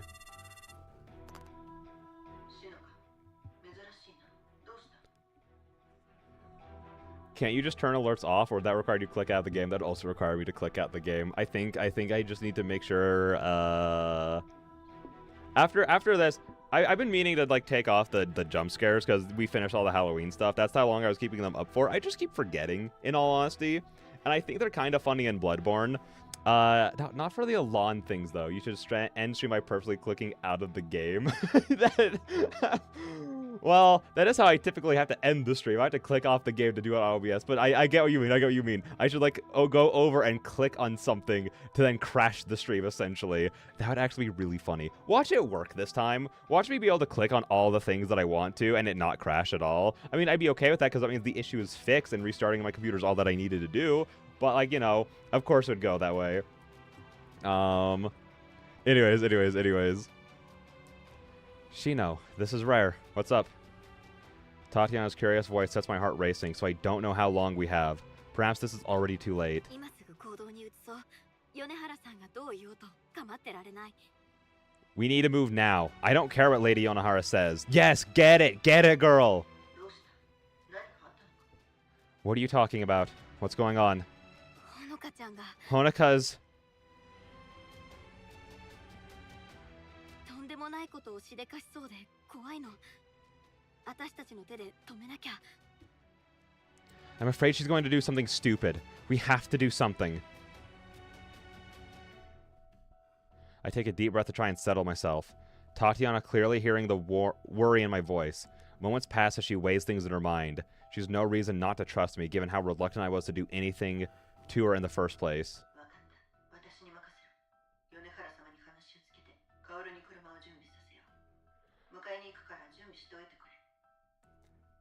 Leave it to me. I'll get things moving with Yonohara and have Karu bring the car around. Be ready for us when we drop by. わかった。待ってる。 Understood. I'll see you soon. Beep. Oh. Karu's driving was as fast as it was terrifying given the conditions. But even so, the day's light is already waning as we file out of the car. Tatiana looks as ready as any of us to make a move given the temperature out here. The streets are empty as we gather behind the car, clouds forming with each of their breaths.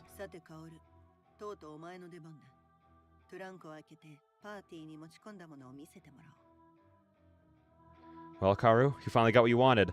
Let's open this thing and see what you brought to the party. With that, Karu reaches down and pulls up the trunk. With an eager grin, she mentioned on the way here that she'd brought something useful along. Oh!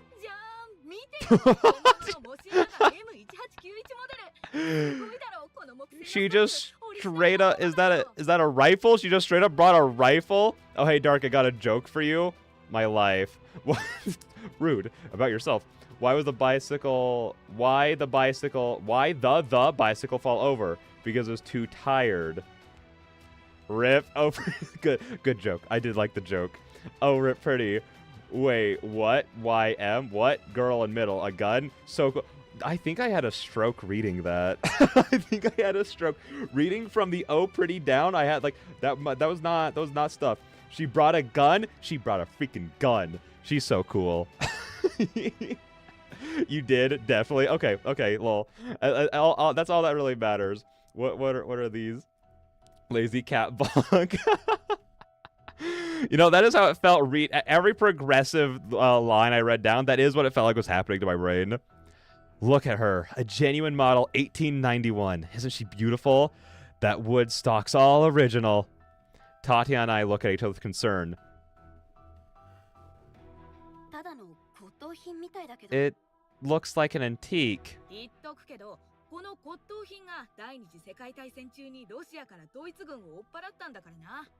Hey, that... I thought she was done. I'm so rude. I'm such a monster. Hey, that antique drove the Germans out of Russia in World War II. If it's good enough for them, it's good enough for me.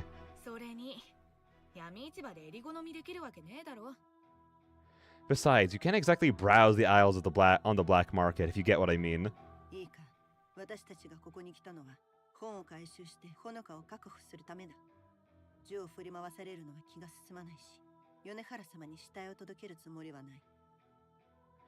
Just remember that we're here to grab the book and capture Honoka. I can't say I'm excited about waving around a gun, and I'd rather not go back to Yonohara with a corpse on my hands.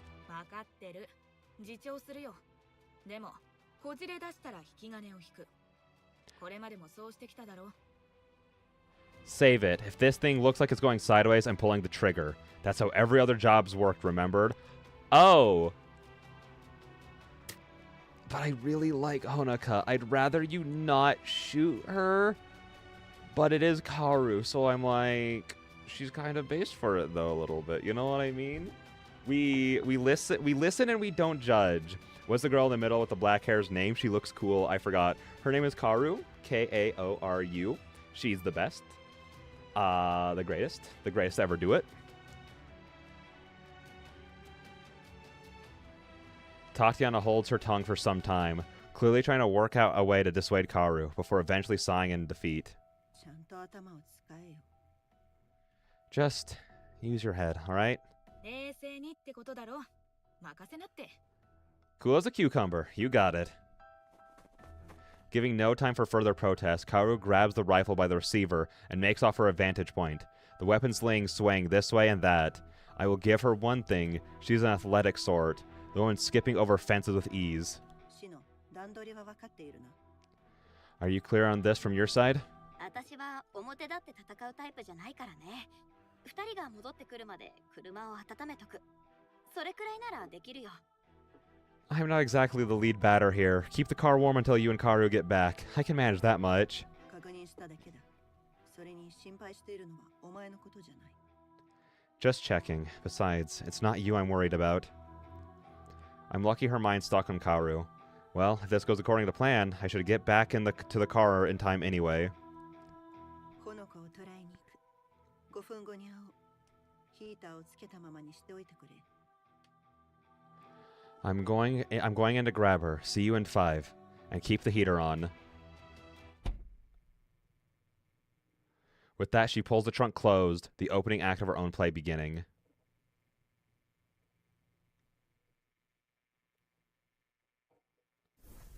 Oh! Oh! What? What the freak? 2 under... Wait, this is so fun. That's so weird. Act 3, Scene 1, the end of all things? What?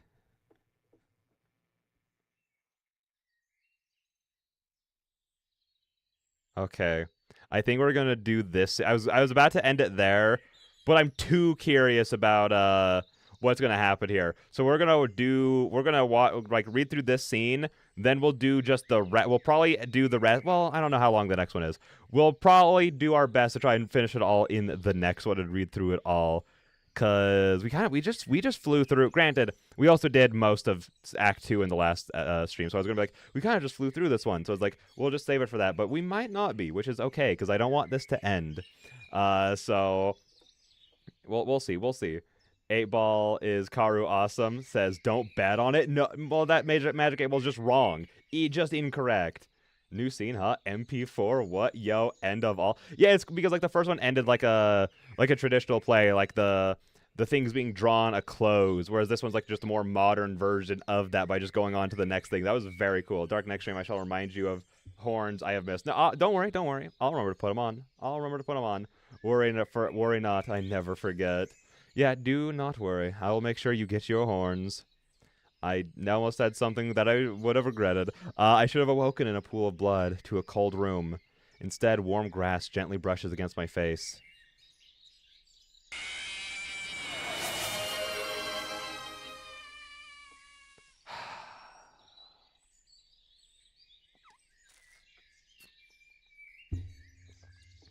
For a moment, I simply lay where I am and savor the warm feelings from firm wood below my feet. I wake the soil and flowers pressing on my cheek. The smell strikes a chord of nostalgia, reminding me of my childhood and crouching in the gardens with my... Suddenly restless, I take to my feet and begin the routine of rewrapping my bandages and fixing up my glasses to distract myself. I'd rather Yasui not find me with my arm like this in any case. As I complete my fussing, a sigh escapes. One of odd relief. This might not be the end, not yet, but it's finally in sight. Oh god. The smoke of industry rises from the direction of Sapporo, or Yasui's imagining of it. I step forward, then pause. No, I'll head there in a few moments. I have something I need to do first. Oh? What? What doth thou mean? Stealing my heart, I turn about and walk away from the city in the distance. Oh. I knew as much. The cemetery on Sapparo's outskirts has existed for easily 100 years. The area may be smaller, and the gate rather less ornate than it is in the modern day, but the dead lay buried here all the same. It's incredible how Yasui recreated such a vast area. The plot I stared at before me is empty, little more than a nondescript patch of grass. It'll be filled in 100 years' time. Even without the gravestones, it feels no less significant. I don't believe in any afterlife, nor any sort of spiritual ideas. Not for a lack of trying, either.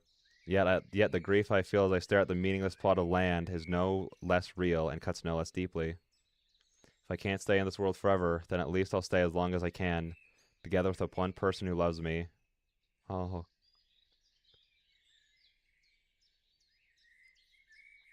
おかしいよね。誰かの作品をあんなに読んできたのに、いざ自分の言葉で語ろうとしたら、何も思いつかないなんて。It's funny, isn't it? I always loved reading the works of others, but when it came time to find my own words, nothing comes out. 父さん、ごめんね。私は強くなれなかったよ。Mom, Dad, I'm sorry I wasn't strong enough. もうすぐ、そっちに行くからね。I'll be with you again soon. With that, I admit my sin in words, not only to them, but to myself. In a few hours, I'll be gone. My body in the real world left bleeding out in that silent house. How strange, now that I finally let go, I feel a sense of serenity I've never felt before. Knowing that the weight of living, of enduring this tiredness will finally be shrugged off is peaceful. I can finally let go.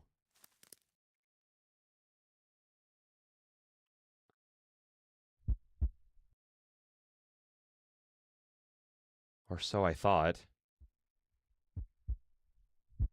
Oh? All thoughts stop as I look back up, my blood running cold at the sight before me. This should be impossible, and yet... Oh, is it Yonohara? A lone woman stands solemnly before a pillar of stone, her vermilion kimono making for a strikingly beautiful sight. Her figure is unmistakable, but that woman shouldn't be here. She can't be here.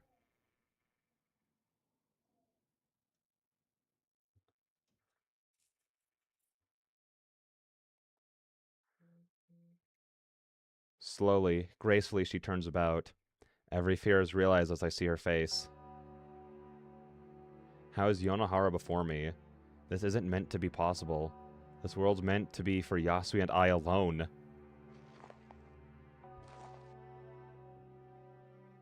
Be that as it may, the woman begins walking towards me. The clatter of Zori on concrete may be missing, but her grace remains. All I can manage is to remain rooted in place as she approaches, my mind trying to piece together an impossible puzzle. Her small, deliberate steps slowly cross the distance between us, before finally coming to a stop. Her ominous demeanor couldn't be more different to when we first met. As the wind looms over me, I can't tear my gaze away as I look at her face. As I find myself staring into those black, distant eyes. Yonohara is a mage whose power I can only guess at. She lords that over me without a word, looking at me as if a human glancing downward at an insignificant ant. Nothing I can do, nothing I can say could possibly affect her. From this supreme being comes a voice with no anger, no forcefulness. Rather, her silky, dulcet tone is laced with a malevolent edge, an edge which feels somehow not directed at me.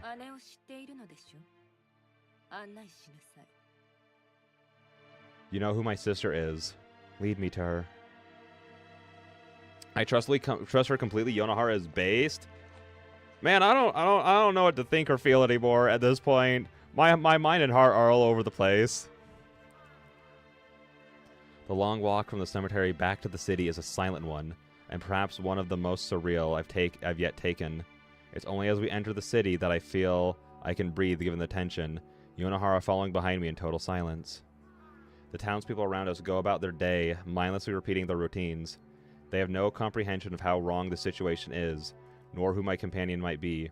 I can only imagine what my companion thinks of the sight. How did she even get here? What are her intentions in meeting her sister after so long? Surely she could have found Yasu without me. So why have me lead her here? Wait. So why have me lead her? My mind buzzes with questions, but I can't bring myself to look behind me. The hairs stand on my neck even thinking of her. So dark is the aura coming from that woman. She's just really out here aura farming. Turning the corner around a building into the main road, I see the thankfully familiar figure of Yasumi in the distance. Her reflexive smile when she catches sight of me is broad and genuine, worn without so much as a second thought. Ah, Honoka, I have news too! Upon noticing my expression, however, her face collapses into concern.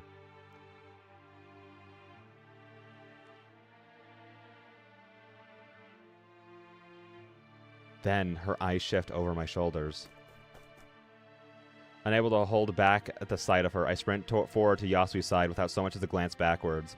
I quickly shift behind her, taking some small comfort in having her by me.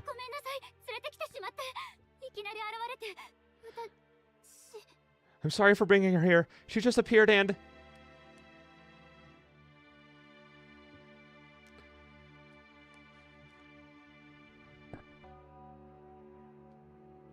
I trail off as I realize Yasui's not listening. Rather, she stares in grim disbelief at Yonohara slowly coming to a stop. She doesn't move nor blink. She hardly even breathes as she lays eyes. No, I didn't mean to click. Go on. I got on.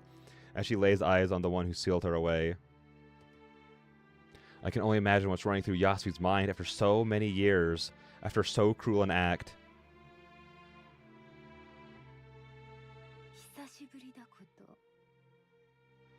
It's been a long time, dear sister.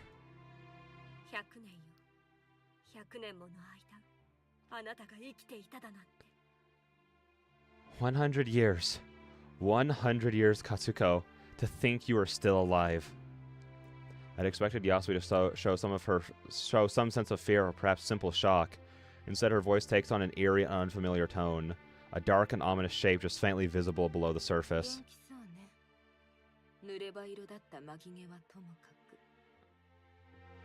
You look well, surprisingly so, your raven locks aside.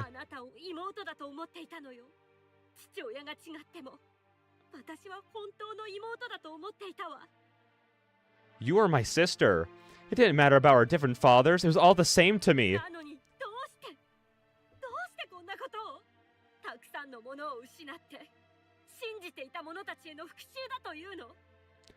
Why? Why did you do this? Just to get back at me for being trusting after we both lost so much?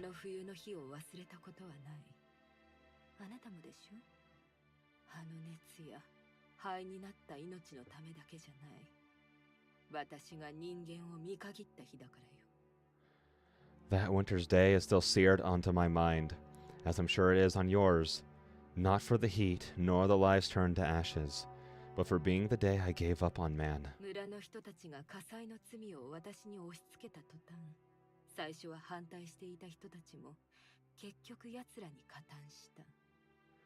The moment the collective chose my guilt for the fire, those individuals who disagreed in private joined them. Even you. I don't know if it's my interpretation or a genuine slip of Lady Yasui's composure, but a note of melancholy hangs in the air with those two forlorn words.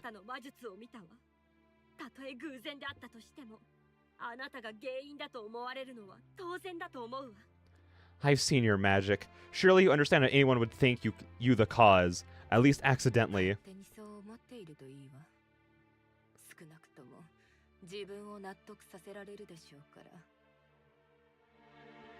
Continue, please. Perhaps you at least convince yourself.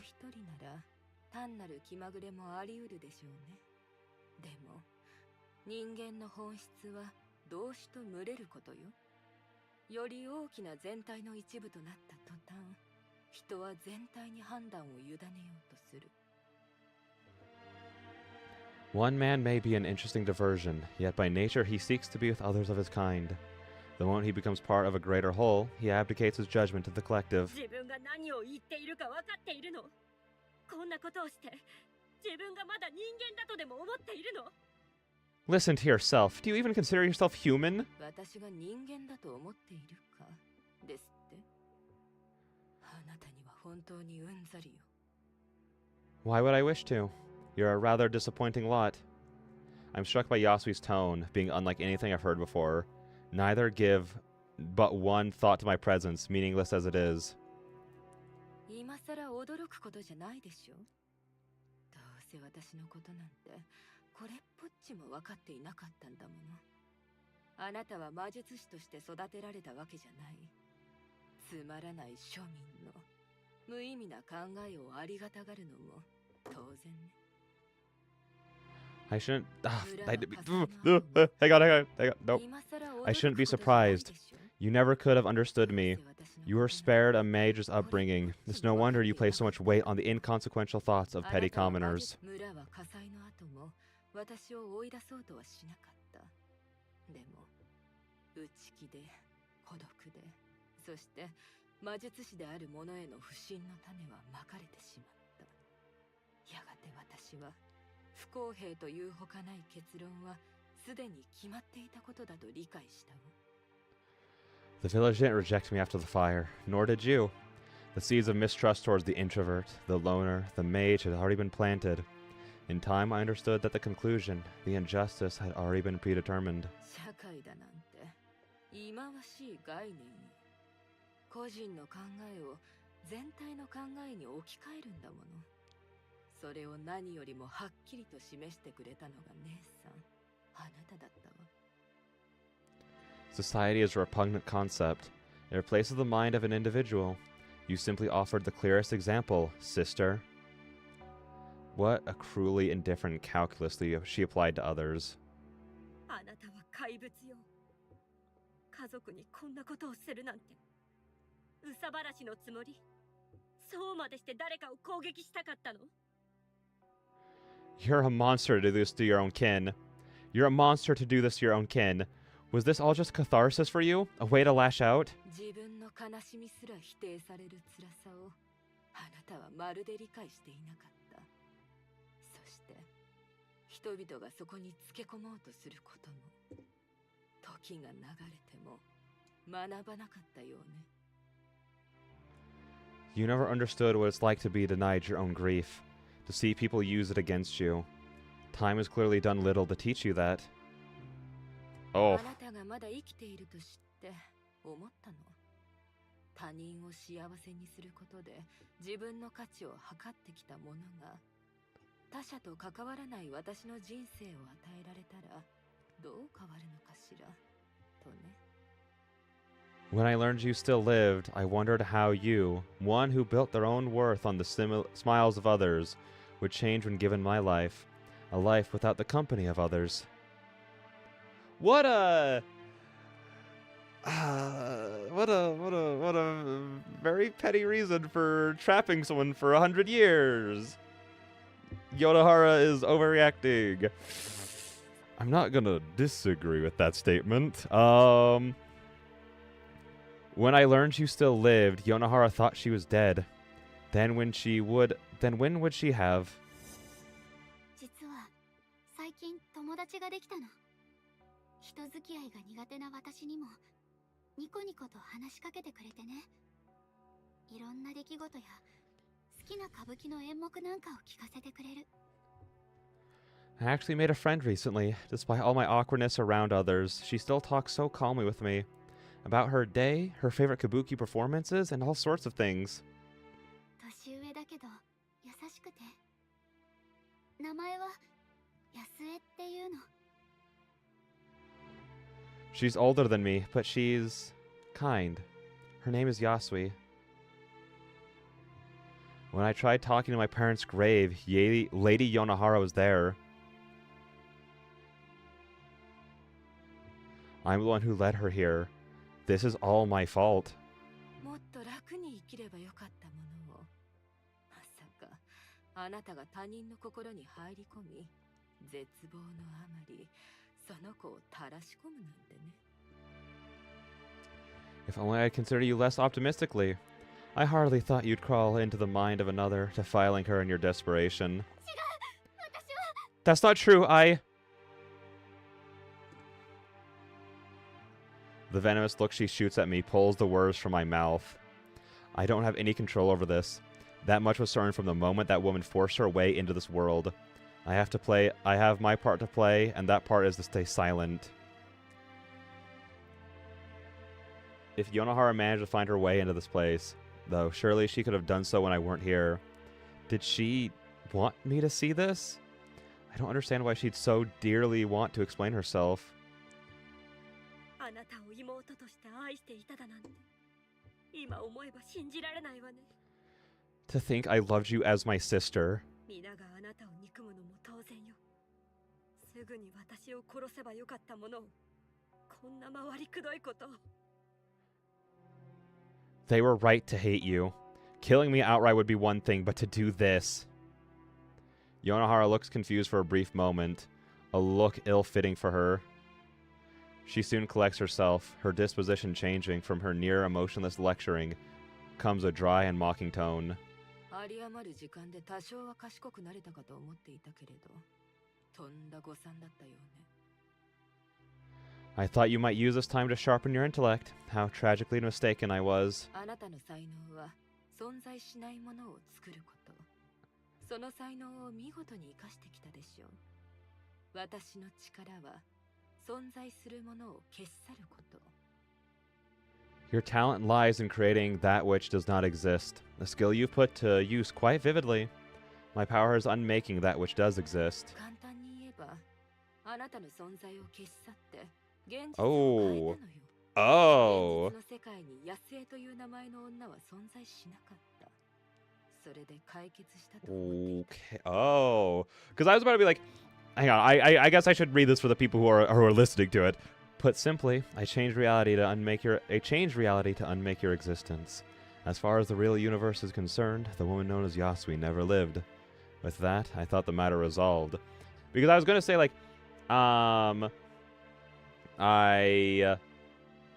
with her power to be to unmake things, I was like, that doesn't really make sense with like this entire area kind of being made. Like, I know that Yasui is the one who like filled it essentially, but she still was trapped here in a place made by Yonohara. But I guess you could just interpret it as like, this is just where the things she unmakes go to, essentially. At least that's the way I'm kind of interpreting it right now. でも知らない間に矛盾を生み出していた。あなたの魂が変わらなかったからよ。この世界であろうと存在しないものに居場所があるわけがないもの。Unbeknownst to me, this created a paradox. You, your soul, weren't changed.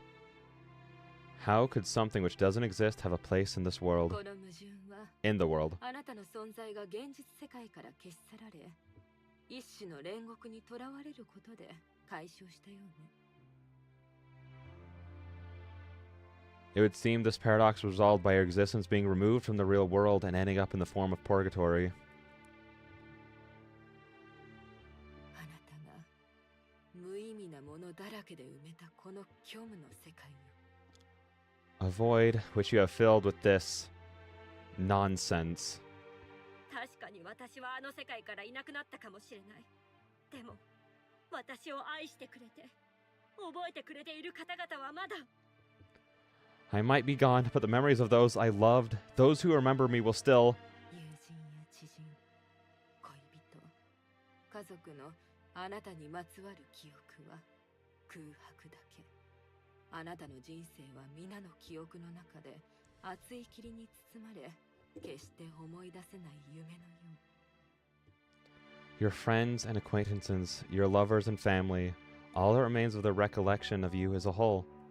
Your entire life to them is but an impenetrable fog, as if a dream one can never quite recall. 存在しなかったものを覚えていられるわけがないでしょ。 Well, but then how do you? After all, how can one remember someone who never existed? And Honoka still does. At once, a tragic realization arced through my mind. An image of that plaque at Yasui's venue.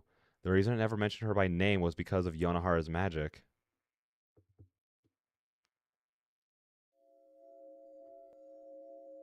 She's terrible. She did that because she didn't have any friends.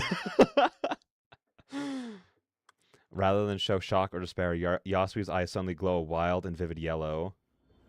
In a moment, she materializes her fan and... Oh! Oh, are they throwing down? Oh my gosh. Yasui's dainty fan turns into a peaceful diversion to a weapon as she conjures a fierce burst of air with a mere sweep of her arm. All I can do is shield my eyes as windows blow out and dust kicks up around us. The sleepy downtown suddenly thrown into chaos. Yonohara's hair flutters, yet the woman remains unmoved as they back away at the outburst. There it is. That's the sister I knew. You don't understand what you sentenced me to.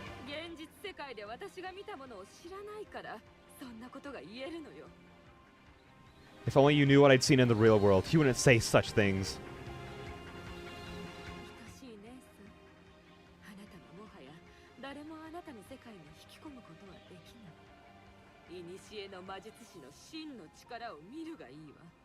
Oh my gosh, this OST right now is so good. No longer will you pull any other into your wake, dear sister. Witness the true power of the mages of old, for I shall show the end of all things. Oh. What the freak? This is sick. Yonohara's eyes open wide, her black eyes suddenly flashing a brilliant scarlet red. Her robes flutter about and then... Oh, is she summoning her weapon? Does she have a fire sword? Oh, let's go. A burst of fire gushes from her right hand, only to coalesce into a scarlet blade moments later. The grip, the hilt tightly, leering down at the woman before her. Yasui's fan raises high in response, letting forth a fierce gale from what was before a mere gust. I skip backwards and reflexively raise my arms to protest myself as dust kicks about around us.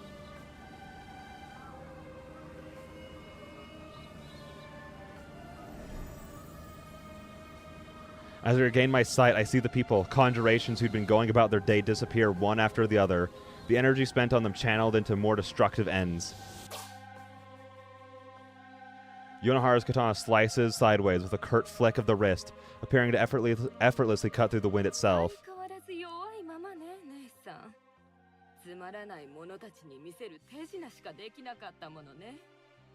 You were always weak, Yasui. Parlor tricks for commoners was all you ever managed. Okay, so I think, cause like there's the whole sprite of Honoka with her weapon. I think she's gonna pull it out and join into the fight. But I don't think that's gonna go well because it requires more blood for her to do that, and she's already like in a horrible state. So I don't know how that's gonna go, but I think that's how that's gonna. I think that this is how it's gonna go. You're always weak, Yasui. Oh, we read that.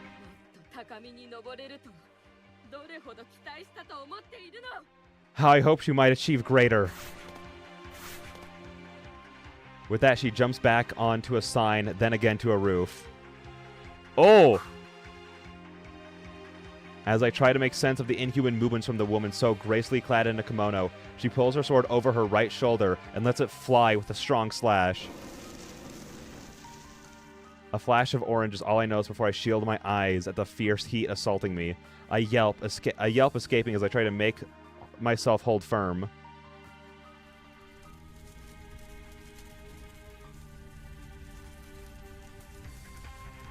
Oh, Lord. Oh, my gosh. Lowering my arm, my breath is stolen by the sight before me, stealing away the day for night. Yonohara asserts her will over this magic world, just as Yasui has, fire licking all about us.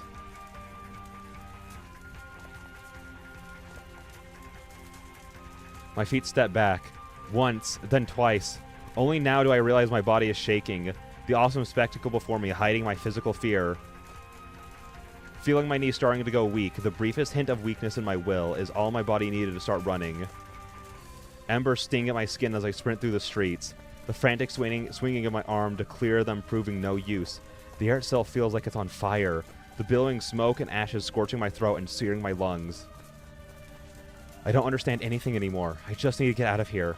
Everything in my body screams at me to run faster, every muscle pushing me onwards through the burning streets as echoes of hate-filled screams and breaking windows ring out about. I have to get out of...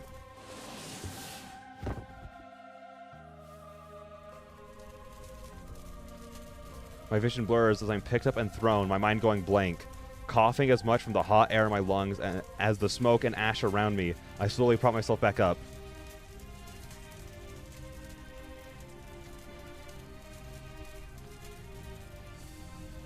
The building beside me is little more than rubble as my vision returns. The beams reduced to burning matchsticks. The collapse must have thrown me across the street. The city itself falling apart around me.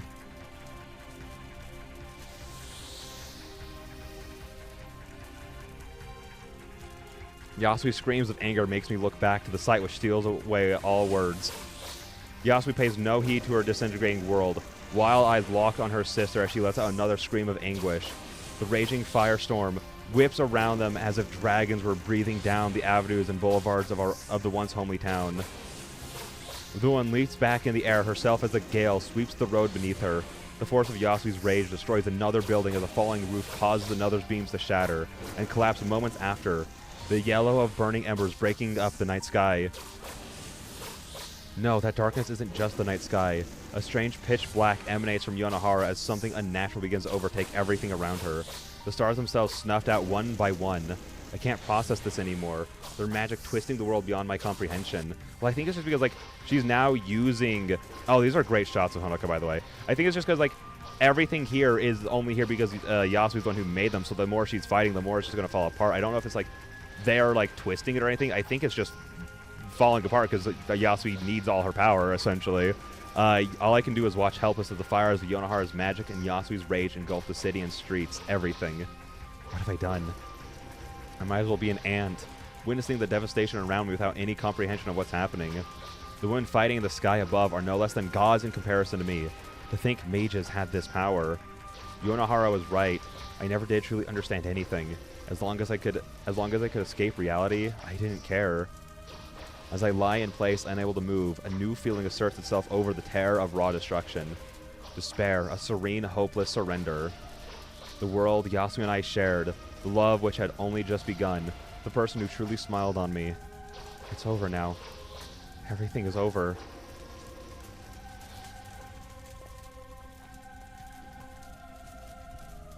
As I mourn the life I've lost, light footsteps on the dirt road skip up from behind me. Who... Ayo, on your left. Shino, what are you doing here? I can't believe my eyes, reduced to spluttering in disbelief as I pick myself back up. Rather than twisted in fear, her face is set, graven and serious. She takes a step towards me, her right hand reaching out to my shoulder. I can't move an inch. My every sense and thought overwhelmed. Her grip on me is firm, yet her eyes betray something as she looks into my own. Regret. I'm sorry, Honoka. My mouth hangs open, but my words are stolen by the flash of her eyes. A vivid green fills her irises, a glow so fierce it's difficult to look into. My heart skips as realization strikes. Shino's a mage as well? The edges of my consciousness begin to fray, another terrible realization gripping me. This is the first stage of returning. She's pulling me out of this world. Stop, Shino, don't! Her grip on my shoulders only tighten, brow furrowing as she sets herself to her task. I try to resist with my body as much as my mind, but trying to catch my sense of self feels like trying to keep overflowing water in my palm. I manage to whip around with the last of my strength, Yasui's form just faintly visible in the distance. Yasui, help! My hand reaches out and I see the barest glimpse of her looking back at the forlorn scream. Her face contorts in panic as she catches sight of me, but it's too late. My body feels light. My mind is... I can't stay.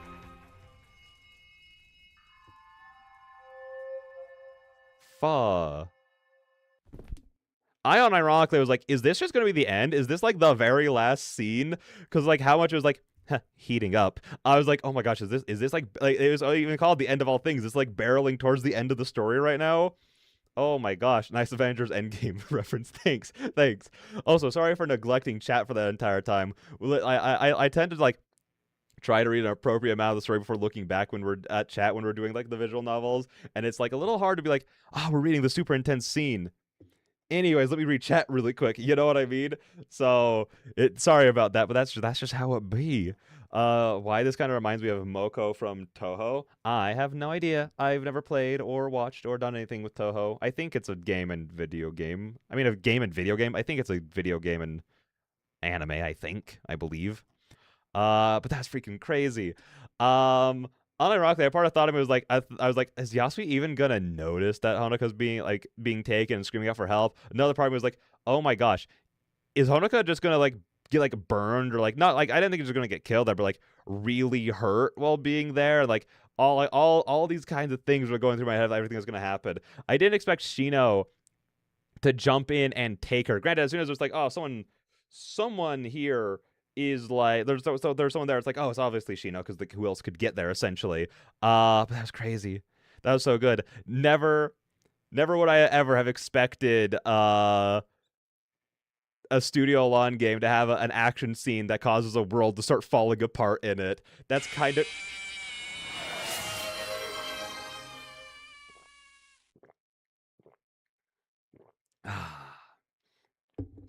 it was so weird. I wonder where they fall on the power scale. I wonder if they're outerversal. What? Bro's missing out. Dark would 100% be Cerno. Okay, well, I gotta look that up. That was awesome. No, that was so freaking sick. Hang on. Cerno. Toho? I can't. Well, this girl is adorable. I don't know if this is this an insult or a compliment? Is this an insult or a compliment? I mean, she looks sick, especially with like the ice wings and everything going on. She looks awesome. She's also so small. She does match me. A mix of both. Okay, I'll just say that she does match me. That's funny. That's pretty good. But yeah, again, the weakest character but the strongest fairy. I'll take being the strongest fairy. I'll take that. I'll take that. But no, that was insane. Again, just something I just wanted to. I was expecting action at some point. I just didn't expect it to be like that going that hard at it. You know what I mean? As soon as like Yonohara whipped out the fire katana, I'm like, oh right, they have these kinds of weapons. Honoka literally has a blood scythe. Granted, not one she can like use or anything, but again, they went through the effort of making a sprite with it, of her holding it. It's gonna come back into play. That's all I'm gonna say is I think it's gonna come back into play from a production standpoint. I wanted Honoka to punch her in the face.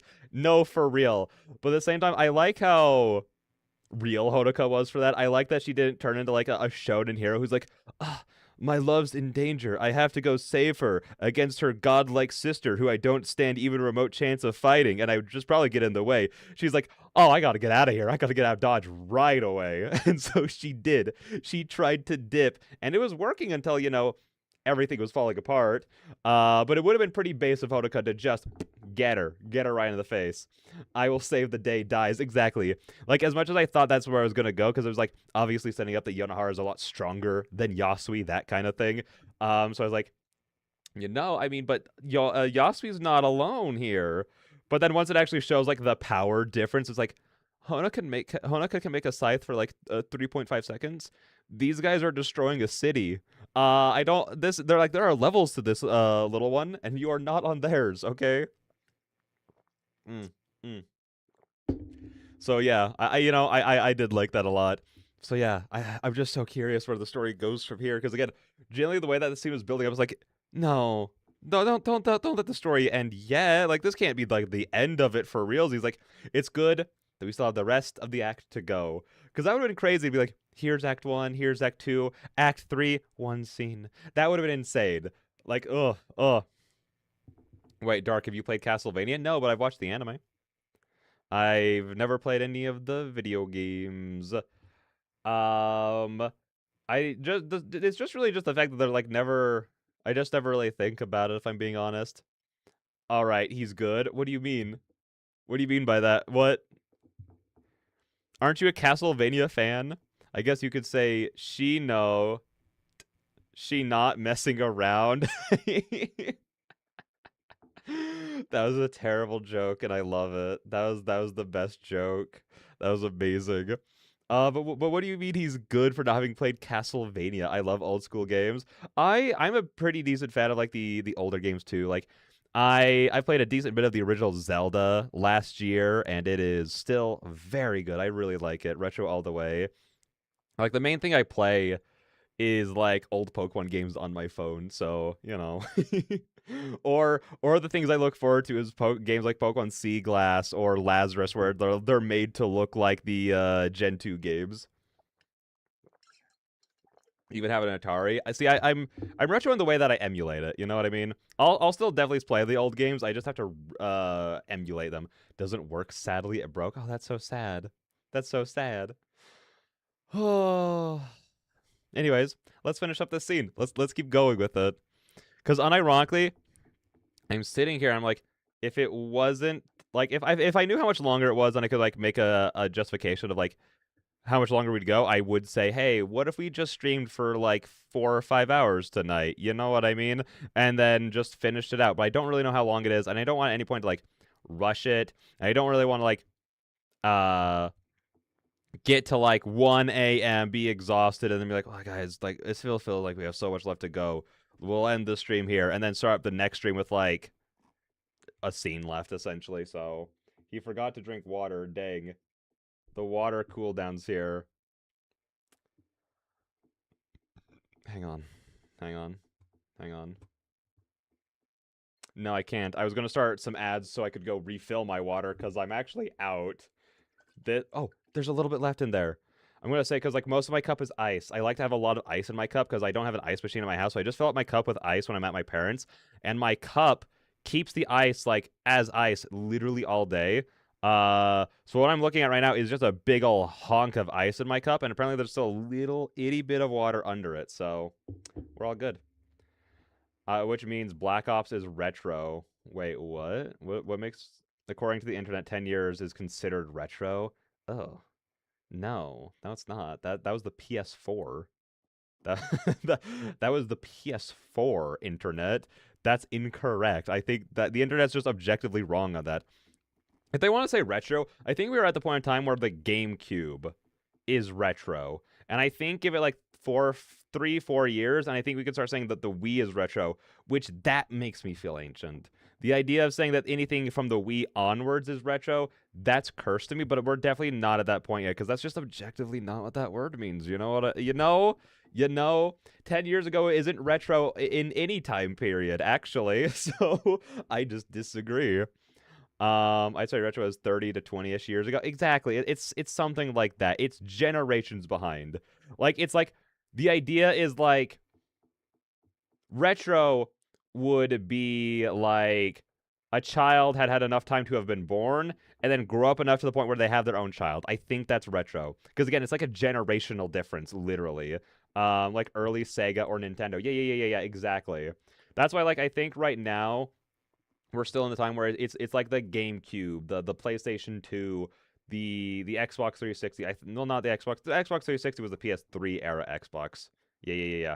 So like I think that like that would still, that right there, that would be considered like the retro time for our time period. But anything after that, nope. I want to get a GameCube. It seems cool. I actually never had one growing up. The first Nintendo console I ever got was the Wii. I had a PlayStation 1 and a PlayStation 2 growing up, though, and my grandma had a good old Sega Genesis. So me and my brother grew up playing like Sonic 2. I always had to play Tails because he had to be player 1 always. And then like there's this Jurassic Park game on there that I loved a lot. There's the Street Fighter 2 on there.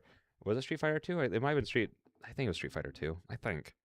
Even had the first DS edition. I guess my first handheld ever was a DS. No. I had the Game Boy. I had the Game Boy Advanced SP. I guess that was technically my first Nintendo console if you count it. And I loved that things. I loved the Game Boy. I loved the DS. I loved the 3DS. It was just a different time, man. It was just a different Game Boy. I literally the thing I put my phone stand on that holds my to use as my face cam. I have a little container, and in that little container are my 2 Game Boys and my DS. My very first ever DS. It's still in there. I think it still works. I haven't pulled it out in a long time, but they're all in there. I forgot about it. That's old school. See, I think again, maybe you could consider the DS. Yeah, I guess the DS you could probably consider to be retro. Are we at the point where the Wii's retro? When was the Wii? That was like 2005, 2006, something like that? So I guess by our standards of retro, we're only like a year off at most from it like falling into our range of what we consider. That's crazy. I think the Wii is close, but not there yet. Yeah, I think we're not there yet. We're like a year or 2 away. Something like that. Something like that. Anyways, back to the game. Wii is like a little retro. Yeah, it's a little bit of like, oh my gosh, guys, have you heard of this really, really old game? It's from the Wii, and it's like, oh, I hate that. Oh, disgusting. My body takes a deep breath reflexively, the scorching smoke of the Meiji world replaced by the cold, still air of the musty study. My chest heaving, I take it in as if it were mana. I can only hope that Yasui will be all right. Wait, someone's here. My heart in my mouth, I frantically scramble to my feet. It seems we've shocked each other, both of us stumbling back in surprise. Oh, was Shino not saving her part of, like, the plan? Yeah, dog, I ain't saying that one. Just listen to Tatiana's incredible VA say that one. The words, Russian I think, are spluttered from the sharply dressed woman before me. Her tall and slender figure lit by the moonlight cast between us. Her crude tone is a jarring contrast to the dignified appearance. I barely stop myself from crumbling in terror, already reeling after being forced from Yasui. Shino betrayed me of all people, and now this? The more I look at her frighteningly cold gaze, the more I recognize this isn't some simple burglary. Who are you? I'm not an enemy. I'm here to help you. Skylanders. I got the Skylanders when that stuff first dropped, baby. I got the first game like only like a month or 2 after it dropped for my birthday because it had Spyro in it, and I love Spyro. I love the original games. I love the Legend of Spyro series. I just love that purple dragon. So yeah, I definitely played Skylanders. WW game. I think me and my brother played that one, the Giants, and then I think it was the Fusion one next, I think. I kind of fell off of it after that point just because I didn't want to be spending money on all the Skylanders, but they were very cool. Tell me who? I've seen her before. Working back from the flash of recognition, memories of falling snow and granite soon come to mind as I remember where.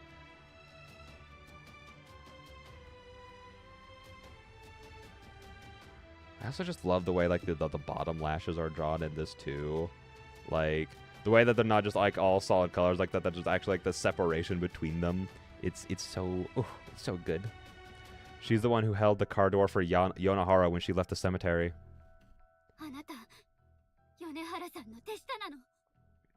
You're working for Yonahara, aren't you? Oh, good night. Good night, Rally. Have a great rest of your night. Sleep well. Hope you have a good one, and thank you so much for being here.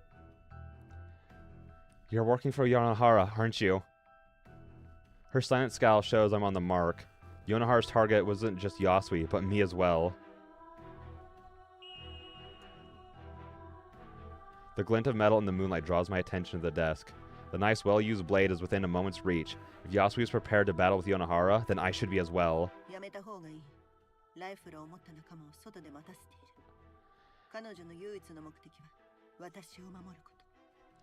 You don't want to do that, Honoka. I have a friend outside with a rifle. Her only interest is protecting me. You know, I hate to say it, but if it comes down to rooting for Honoka or Kaoru, I know who I'm voting for. That's a lie. You're bluffing. しない方が身のためだ。 I don't think you want to find out. I grit my teeth through the fear as it grows around my mind like so many vines. Every muscle in my body is tense to the point of pain, adrenaline coursing through what feels like every pore. I have nowhere to run. I have nowhere to hide. All I know about the woman in front of me is that she wants to take me away.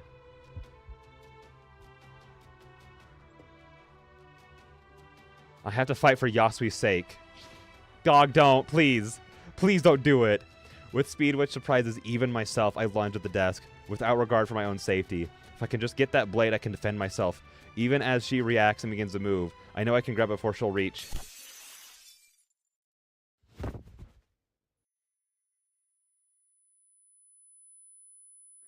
Everything happens too quickly to process. My body's suddenly on the ground. All I can see is red, pain, racking my arm and lacing through my body. It hurts. ほのか、大丈夫。 Damn it, Honoka, are you? She's already lost so much blood, too. She's here. I can feel her reaching over me. She's going to take me. Is she gonna... Don't kill Tatiana, though.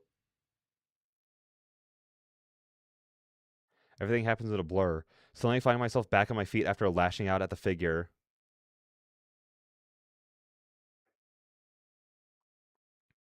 Oh, I forgot she gets red eyes with it.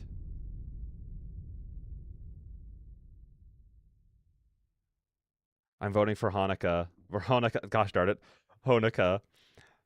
See, my vote was maybe a different way, so I'm glad that you were rooting for her. She needed that. She got shot. The scythe. See, I knew the scythe was going to come back. It takes a moment for either of us to register what happened. Following her gaze, my eyes are drawn to the weapon. I hold it in my own hands. The scythe could only be formed from one thing, the blood from my wound crawling up my arm and into its handle. The weapon I formed with Yasui, despite the searing pain racking through me. I give the briefest thanks to her. 信じられ、血の魔法をこの目で見られるとは。 Incredible. Real blood magic. I never thought I'd see it with my own eyes.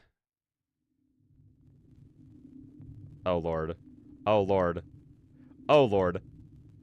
Imagine if she could use others' blood. I think that'd be, like, too busted. It would just be, like, blood bending. Like, imagine, like, using someone else's blood to make the scythe. That would, like, probably just, like, straight up kill them. Our moment of bewilderment soon comes to an end, the gravity of the situation returning to us. My side shows the window now behind me. Ruining the shooter's aim, the gunshot's pain ebbs away, overflowed by surging adrenaline. あなたが見ていい世界ではない。どれほど危険な状況か分かっているのか。 This is a world you're not meant to see. You don't know the danger you're in. Oh. Oh, Lord. An unfamiliar feeling bubbles inside as I stare wide-eyed at the woman. A black, acrid feeling. A pure hatred for the stranger in front of me.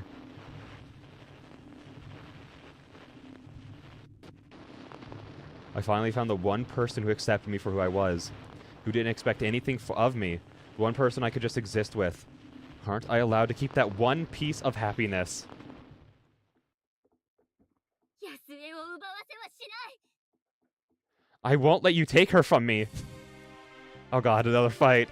Filled with fear and terror, I hold the scythe high and launch at her with the same fury as Yasui against her sister. Oh, fuck. The swing pierces the empty air between us as she deftly skips back. For a brief moment, I find myself shocked that I attempt to take someone else's life, but those thoughts are soon set aside as I watch her eyes take on an eerie cyan glow in the darkness.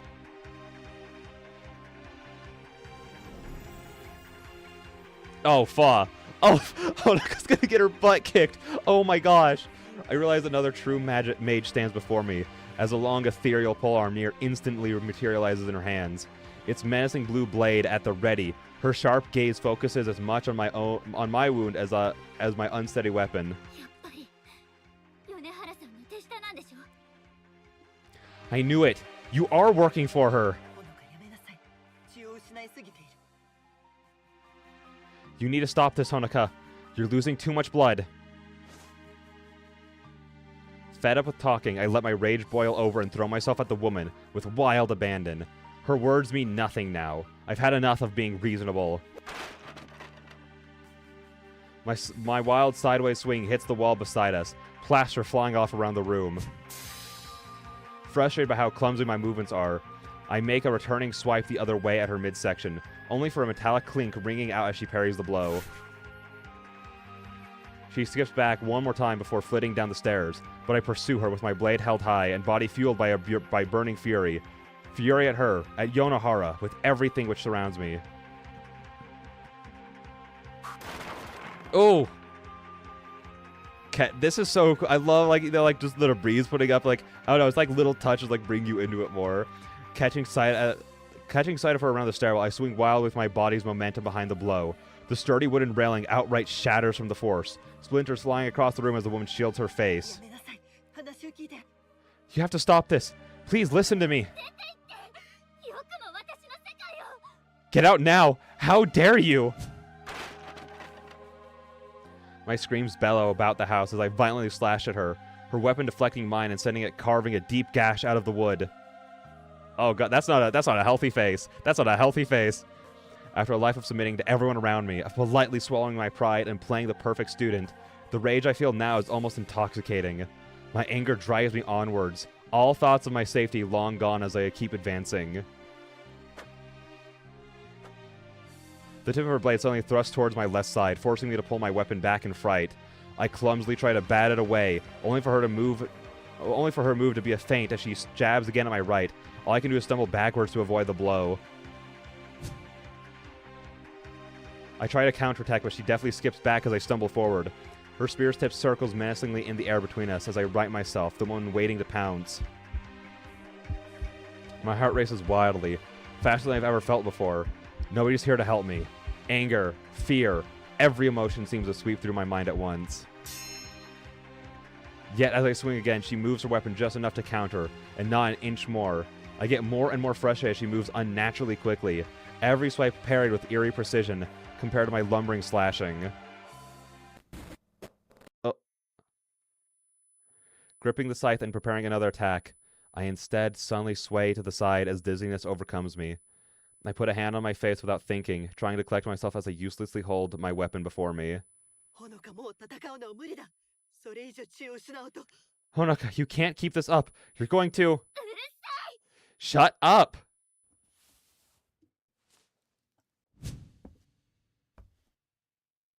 I lash out at her, but my vision blurs as I try to attack. The weight of the conjured weapon suddenly becomes a problem as I stagger and try to regain my footing. She got auto-blocking. Swaying about, I suddenly feel nauseous as my vision takes a second to catch up to my movements.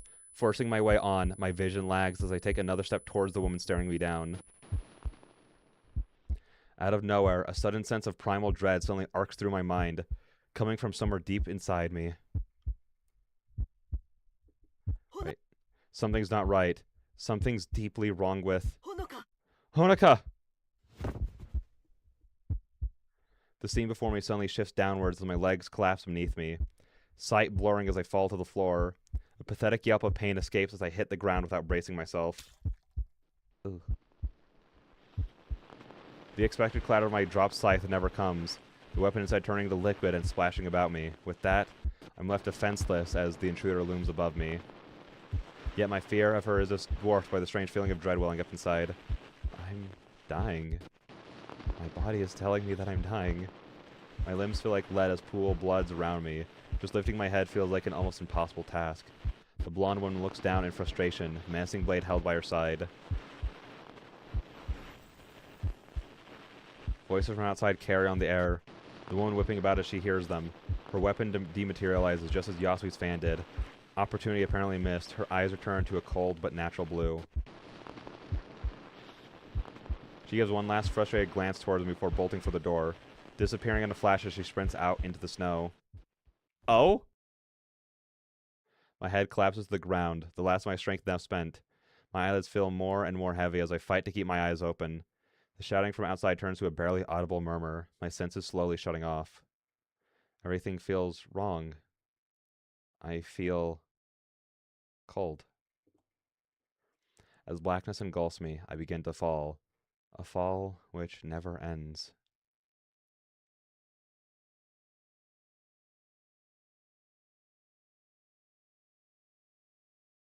Act 3, Scene 2. The key to all doors. All right. Gosh, did she die? Did she just straight up die? By how somber this is all sounding, like the music and like, I don't know, the way everything's going, I think she might have died. Probably not. I think, like, obviously she is like the protagonist essentially, so like there's a higher chance that she survived than not. But at the same time, like this is like a very heavy story. I'm just wondering like how they would have like saved her. Like obviously they could just like, oh, they got her to the hospital, but I don't know if they would have done that because like Tatiana's like very like on the low down. She and Kaoru really wouldn't have been wanted to like get caught up in all that. And I think again, Shino also has her own angle on this. So I don't know if she would have wanted to either, but I also could have seen like she's like, you know, like just good enough a person that she's like, well, freaking screw that. I still got to save this girl, you know what I mean?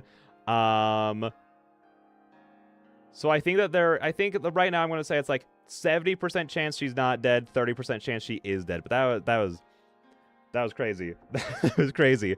Again, and I also just love how that's written. Like the fight scene between her and Tatiana was written of like, just despite the fact that like Honoka now has all this power, she doesn't know how to use it, and like she only has like all this confidence, all this adrenaline going because Tatiana just isn't fighting back, so it like pushes Honoka forward, and then the moment Tatiana like pokes back with her spear, she literally like again like lets out a yelp in fear essentially. I'm like, that again, just good. I'm just glad it again didn't just turn into like an unrealistic like kind of like power fantasy kind of moment. Like, oh, she has her scythe now. Now it's time to just for her to kick everyone's butt, despite all these people having like way more experience and way more power than she does, kind of thing. So I really like that. I don't know. That was just crazy. Like the past like hour of this was just like, wow. Again, I don't really have like too much else to say on it. Especially like finally like figuring out like Yonohara's motivation and learning about like how much of like a big ol' weenie butthole she is, and that I was wrong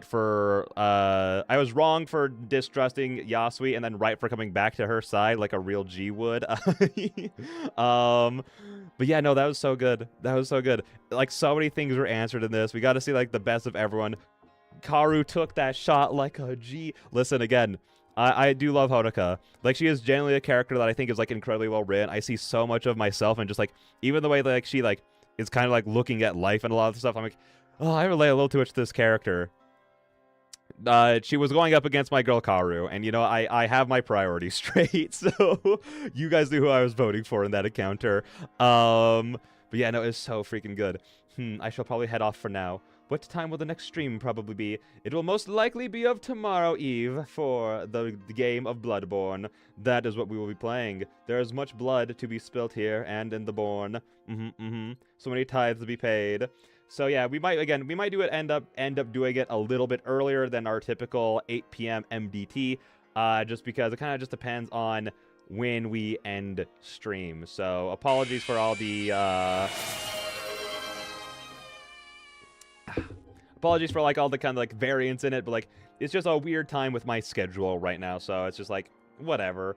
Also, streaming earlier lets us get to this point without it being midnight my time, so like that's really nice. I really like that. Like again, if I didn't have to like work so much and so late, I'd really like to stream earlier in the day, just in general. So, but have a great rest of your night. Thank you so much for stopping by as always, Andrew. It's great seeing ya. And I'll see y'all tomorrow I'll see you tomorrow for Bloodborne. But yeah, and then also like finally like learning more about Shino, because like obviously there've been like so many hints of like so many like, ooh, she's a mage, right? So many hints like towards that. Yabba dabba doo. Exactly. Yabba dabba doo. See you tomorrow. So like that was incredible to like finally see. Also just a nice touch that I really like is that everyone just has different colored eyes when they glow. I'm a big ol' fan of that instead of everyone's eyes just glowing yellow. I like it a lot. And yeah, and also Tatiana's like really cool. Like again, I thought she was gonna be a little bit more cold-hearted than she was. In trying to help Honoka so much of like really just being like, listen, girl, I could kill you at any moment right now. Please stop. do not do this. If you attack me, my partner's gonna shoot you. She's gonna shoot you right dead. You know, like all that kind of good kind of stuff. It's like, yeah, it's just everything about like this whole session. Like it was just really good. I think that I don't know. I was gonna say I think this might be my favorite portion of the story so far, but I think this story just also has such a strong beginning. Like it just comes out the door swinging so hard and so well written. So I don't know. It's hard to judge. But at the same time, I don't need to do that. I don't need to be like, oh, what's my favorite section? That's a thing I was just setting up for myself. But yeah.